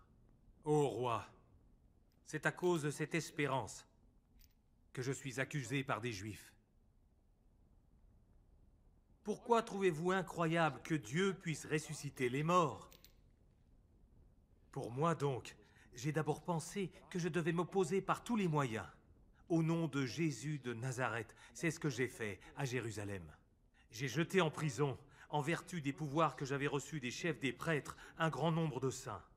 Et lorsqu'il s'agissait de les condamner, j'ai voté leur mise à mort. Et souvent, je passais d'une synagogue à l'autre pour les punir et essayer de les contraindre à blasphémer. Dans l'excès de ma colère contre eux, j'allais les persécuter jusque dans les villes étrangères. C'est ainsi qu'un jour, je me suis rendu à Damas, muni des pouvoirs et de la procuration que m'avaient accordés les chefs des prêtres. J'étais en chemin, il était environ midi. C'est alors, ô roi, que j'ai vu une lumière plus éclatante que celle du soleil. Autour de moi et de mes compagnons, nous sommes tous tombés à terre, et j'entendis une voix qui me disait en hébreu, « Saul, Saul, pourquoi me persécutes-tu? Tu te blesses toi-même en te rebiffant contre des aiguillons. » Je demandai, « Qui es-tu, Seigneur ?» Et il dit, « Je suis Jésus, que tu persécutes. Alors, lève-toi, tiens-toi debout, car je te suis apparu pour que tu sois mon serviteur et mon témoin auprès des hommes, de ce que tu as vu et de ce que je te ferai voir. Je t'ai choisi parmi mon peuple et parmi les nations. tu devras leur ouvrir les yeux et les faire passer des ténèbres à la lumière et du pouvoir de Satan à Dieu, pour qu'ils reçoivent le pardon de leurs péchés et une part d'héritage parmi ceux qui sont sanctifiés par la foi en moi. Ainsi, ô roi Agrippa, je n'ai pas désobéi à cette vision venue du ciel, mais je me suis adressé d'abord aux habitants de Damas et à ceux de Jérusalem, puis à ceux de toute la Judée, et enfin aux non-juifs, et je leur ai prêché la repentance et la conversion à Dieu, avec la pratique d'œuvres dignes de la repentance. Et c'est pourquoi les Juifs se sont emparés de moi dans le temple et ont essayé de me tuer. Mais j'ai été protégé par Dieu jusqu'à ce jour. Et je suis donc encore là pour apporter mon témoignage aux petits et aux grands. Je dis que ce n'est rien d'autre que les événements dont les prophètes et Moïse ont annoncé l'accomplissement, c'est-à-dire que le Christ souffrirait et qu'il serait le premier à ressusciter les morts, pour annoncer la lumière non seulement au peuple juif, mais aussi aux non-juifs. Paul en était là dans sa défense quand Festus s'écria. « Tu es fou, Paul !» Il cria. « Ton grand savoir te fait perdre la tête !» Mais non, très excellent Festus, je ne suis pas fou, répondit Paul. Tout ce que je dis est vrai et sensé. D'ailleurs, le roi est au courant de ces faits, et c'est pour cela que je peux lui en parler avec assurance. Aucun de ces événements ne lui échappe, j'en suis sûr, car ils ne sont pas produits en cachette. Crois-tu au prophète, roi Agrippa? Oui, je le sais, tu y crois. Alors Agrippa dit à Paul. Encore un peu, et tu vas me persuader. Au point de faire de moi un chrétien. Paul reprit. Je prie Dieu que tôt ou tard, non seulement toi, mais aussi tous ceux qui m'écoutent aujourd'hui, vous deveniez tels que je suis. À l'exception de ces liens. Le roi se leva avec le gouverneur et Bérénice, ainsi que tous ceux qui avaient siégé avec eux. Ils sortirent tous. En se retirant, ils se disaient les uns aux autres. « Cet homme n'a rien fait qui mérite la mort ou la prison. » Et Agrippa dit à Festus. « Il aurait pu être relâché s'il n'avait pas fait appel auprès de César. » Quand il fut décidé que nous partirions en bateau pour l'Italie, on confia Paul et quelques autres prisonniers à la garde d'un officier du bataillon impérial nommé Julius. Nous nous sommes embarqués sur un navire d'Adramite qui devait se rendre dans les ports d'Asie mineure et nous sommes partis. Nous avions avec nous Aristarque de Thessalonique en Macédoine. Le lendemain, nous avons fait escale à Sidon. Julius, qui traitait Paul avec bienveillance, lui a permis alors de se rendre chez ses amis pour recevoir leurs soins. Et une fois repartis de là, nous avons longé la côte de Chypre pour nous protéger des vents contraires. Puis nous avons traversé la mer qui baigne la Cilicie et la Pamphylie et nous avons débarqué à Myra, en Lycie. Là, l'officier a trouvé un bateau d'Alexandrie qui allait partir pour l'Italie et il nous a fait monter à bord. Nous avons navigué lentement plusieurs jours et avec beaucoup de peine, nous sommes parvenus à la hauteur de Snil. Mais le vent ne nous permettait plus d'aller dans cette direction, mais plutôt au sud de la Crète, en doublant le cap Salmoné. Nous avons eu du mal à longer la côte et nous sommes arrivés à un endroit appelé Beauport, près de la ville de Lacée. Beaucoup de temps s'était écoulé et la navigation devenait dangereuse car l'époque du grand jeûne d'automne était déjà passée. Paul leur donna donc cet avertissement. Mes amis, je vois que la navigation ne se fera pas sans péril et sans dommage. Pour la cargaison et pour le navire, mais aussi pour nos personnes. Mais l'officier romain se fiait plus à l'opinion du pilote et du patron du bateau qu'aux paroles de Paul. De plus, comme le port ne convenait pas à un hivernage, la plupart furent d'avis d'en repartir pour gagner, si possible, Phénix. Un port de Crète orienté vers le sud-ouest et le nord-ouest et d'y passer l'hiver. Une légère brise du sud s'était levée et ils voyaient déjà leur projet réalisé. Ils ont donc levé l'ancre et longé la côte de Crète au plus près. Peu de temps après, un vent violent comme un typhon sous le nom d'Oraquillon souffla des hauteurs de l'île. Le bateau était entraîné au large. Il ne pouvait pas résister au vent et nous avons dû nous laisser emporter à la dérive. Nous sommes passés au sud d'une petite île appelée Koda. Nous avons eu de la peine à maîtriser le canot de sauvetage. Nous sommes parvenus à le hisser à bord, puis on a eu recours à des moyens de secours. On a ceinturé tout le bateau de cordage. Comme on avait peur d'échouer sur des bancs de sable de la Sirte, on a jeté l'ancre flottante et l'on continuait ainsi à dériver. Le lendemain, comme la tempête n'arrêtait pas de secouer le bateau avec violence, on l'a délesté d'une partie de sa cargaison. Le troisième jour, les matelots ont jeté de leurs propres mains tous les agrès du bateau à la mer. Pendant plusieurs jours, on ne voyait plus ni le soleil ni les étoiles. La tempête continue de faire rage et nous finissions par perdre tout espoir d'en sortir sains et saufs. Il y avait longtemps qu'on n'avait plus rien mangé. Alors Paul, debout au milieu d'eux, leur a dit « Mes amis, vous auriez mieux fait de m'écouter et de ne pas quitter la Crète. Vous auriez évité tous ces dégâts et toutes ces pertes. Mais maintenant, je vous invite à reprendre courage. Car aucun de vous n'y perdra la vie. Seul le bateau sera détruit. En effet, cette nuit, un ange du Dieu à qui j'appartiens et que je sers s'est présenté devant moi et il m'a dit « Paul, ne crains rien. Il faut que tu comparaisses devant César. Et Dieu t'accorde la vie sauve pour tous tes compagnons de voyage. Courage, donc, mes amis. J'ai confiance en Dieu. Tout se passera comme il me l'a dit. Nous devons échouer quelque part sur une île. »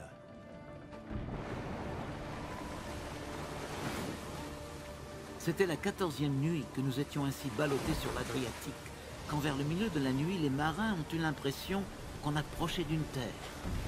Ils ont jeté la sonde et ont découvert que le fond était à 37 mètres. Un peu plus loin, ils ont recommencé et trouvé le fond à 28 mètres. Comme ils avaient peur de voir le bateau s'écraser sur quelques récifs, ils ont jeté 4 ancres à l'arrière en attendant avec impatience la venue du jour. Alors les marins qui voulaient s'enfuir du bateau ont commencé à mettre à la mer le canot de sauvetage sous prétexte d'aller amarrer une ancre à l'avant. Mais Paul a dit à l'officier romain et aux soldats « Attention, si ces hommes ne restent pas à bord, vous ne pourrez plus être sauvés. »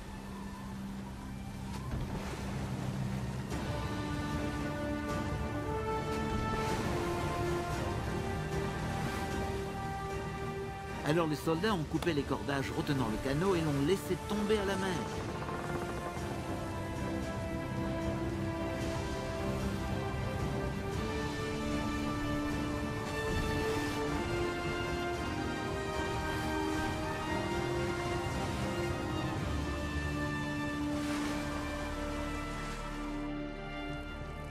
En attendant que le jour paraisse, Paul a encouragé tout le monde à manger.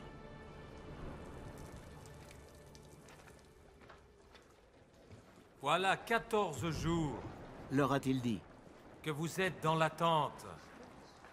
Sans rien prendre à manger, vous n'avez rien mangé. Je vous encourage donc vivement à prendre de la nourriture. Vous en avez besoin pour votre survie. Et aucun de vous ne perdra un cheveu de sa tête. Après avoir ainsi parlé, il a pris du pain et a remercié Dieu devant tous. Puis il a rompu le pain et a commencé à manger. Alors tous les autres ont repris courage et se sont aussi mis à manger. Nous étions en tout 276 personnes à bord. Une fois rassasiés, ils ont allégé le bateau en jetant le blé à la mer. Quand il fit jour, ils n'ont pas reconnu la terre, mais ayant aperçu un golfe avec une plage de sable, ils ont décidé d'y faire échouer le bateau si c'était possible. Ils ont coupé et jeté les ancres à la mer, puis ils ont délié les attaches du gouvernail et hissé la voile de misaine au mât d'artimon. Ayant mis le cap sur la plage, le bateau toucha un banc de sable et s'y échoua. L'avant s'immobilisa définitivement, tandis que l'arrière commençait à se disloquer sous la violence des vagues. Les soldats avaient l'intention de tuer tous les prisonniers, de peur d'en voir s'échapper à la nage.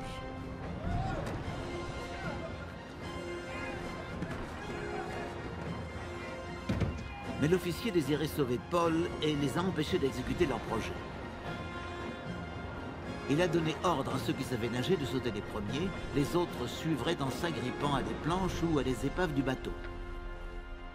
C'est ainsi que tous sont arrivés sains et saufs sur le rivage. Une fois hors de danger, nous avons appris que notre île s'appelait Malte. Les habitants étaient d'une bienveillance peu ordinaire. Ils ont allumé un grand feu pour nous accueillir car il pleuvait, il faisait froid. Paul avait ramassé une brassée de bois sec et il allait la jeter dans le feu quand la chaleur en a fait sortir une vipère qui s'est accrochée à sa main. En voyant l'animal suspendu à sa main, les habitants se disaient entre eux « Cet homme est sûrement un criminel.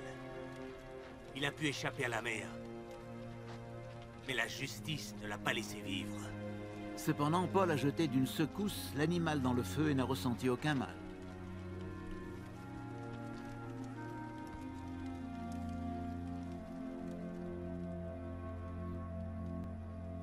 Tous s'attendaient à le voir enfler ou bien tomber subitement raide mort.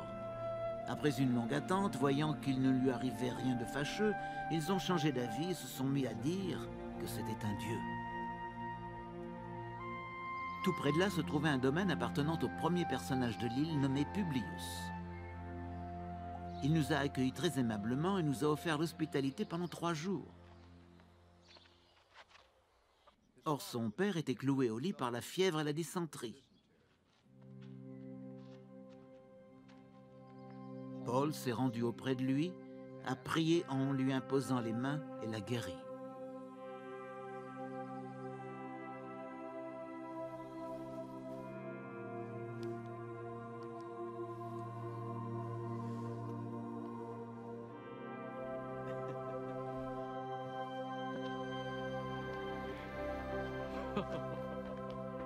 Après cela, tous les autres malades de l'île venaient le voir et ils étaient guéris eux aussi. Cela nous a valu des marques d'honneur, et quand est venu le moment de reprendre la mer, ils ont pourvu aux besoins de notre voyage. 3 mois plus tard, nous sommes repartis à bord d'un bateau d'Alexandrie, à l'emblème de Castor et Pollux qui avaient passé l'hiver dans un port de l'île. Nous avons fait escale pendant 3 jours à Syracuse. De là, nous avons longé la côte jusqu'à Reggio. Le lendemain, le vent du sud s'est levé et en 2 jours, nous avons gagné Pouzzoles. Dans cette ville, nous avons trouvé des frères qui nous ont invités à passer une semaine avec eux. Et donc, nous sommes allés à Rome. Les frères de cette ville qui avaient eu de nos nouvelles sont venus à notre rencontre jusqu'au Forum d'Appius et aux 3 tavernes. Quand Paul les a vus, il a remercié Dieu et a pris courage. Après notre arrivée à Rome, Paul fut autorisé à loger dans un appartement personnel sous la garde d'un soldat. Au bout de 3 jours, il invita les chefs des Juifs à le rencontrer.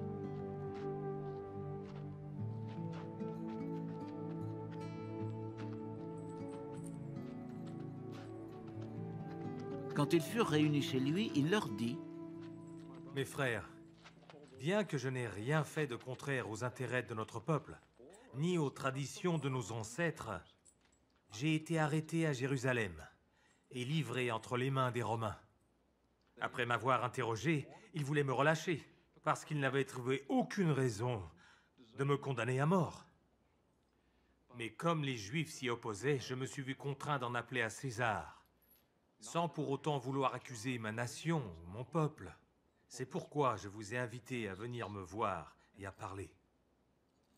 Car c'est à cause de l'espérance d'Israël que je porte ces chaînes. »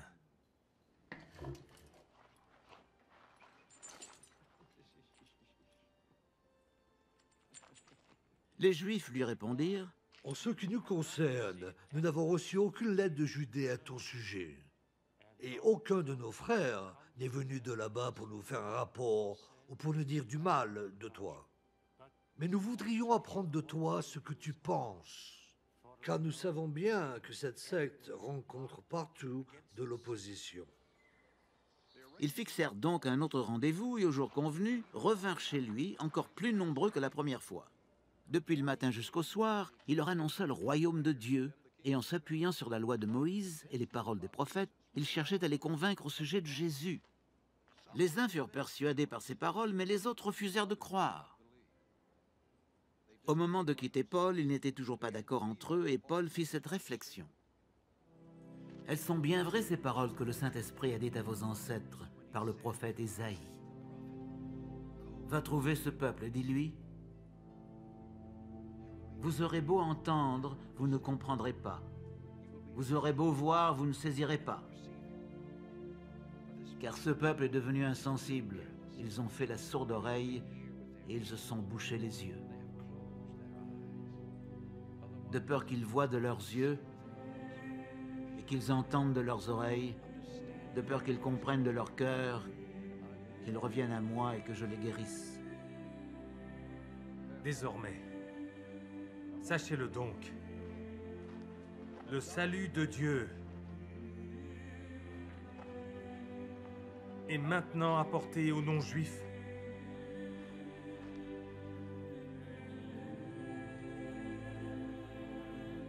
Et ils écouteront.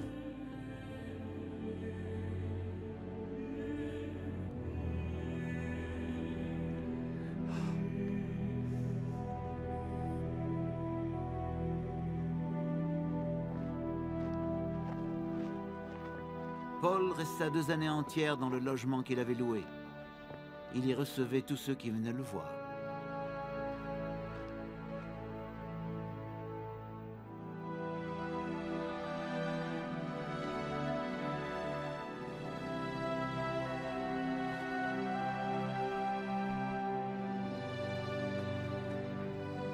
Il proclamait le royaume de Dieu et enseignait avec une pleine assurance et sans aucun empêchement ce qui concerne le Seigneur Jésus-Christ.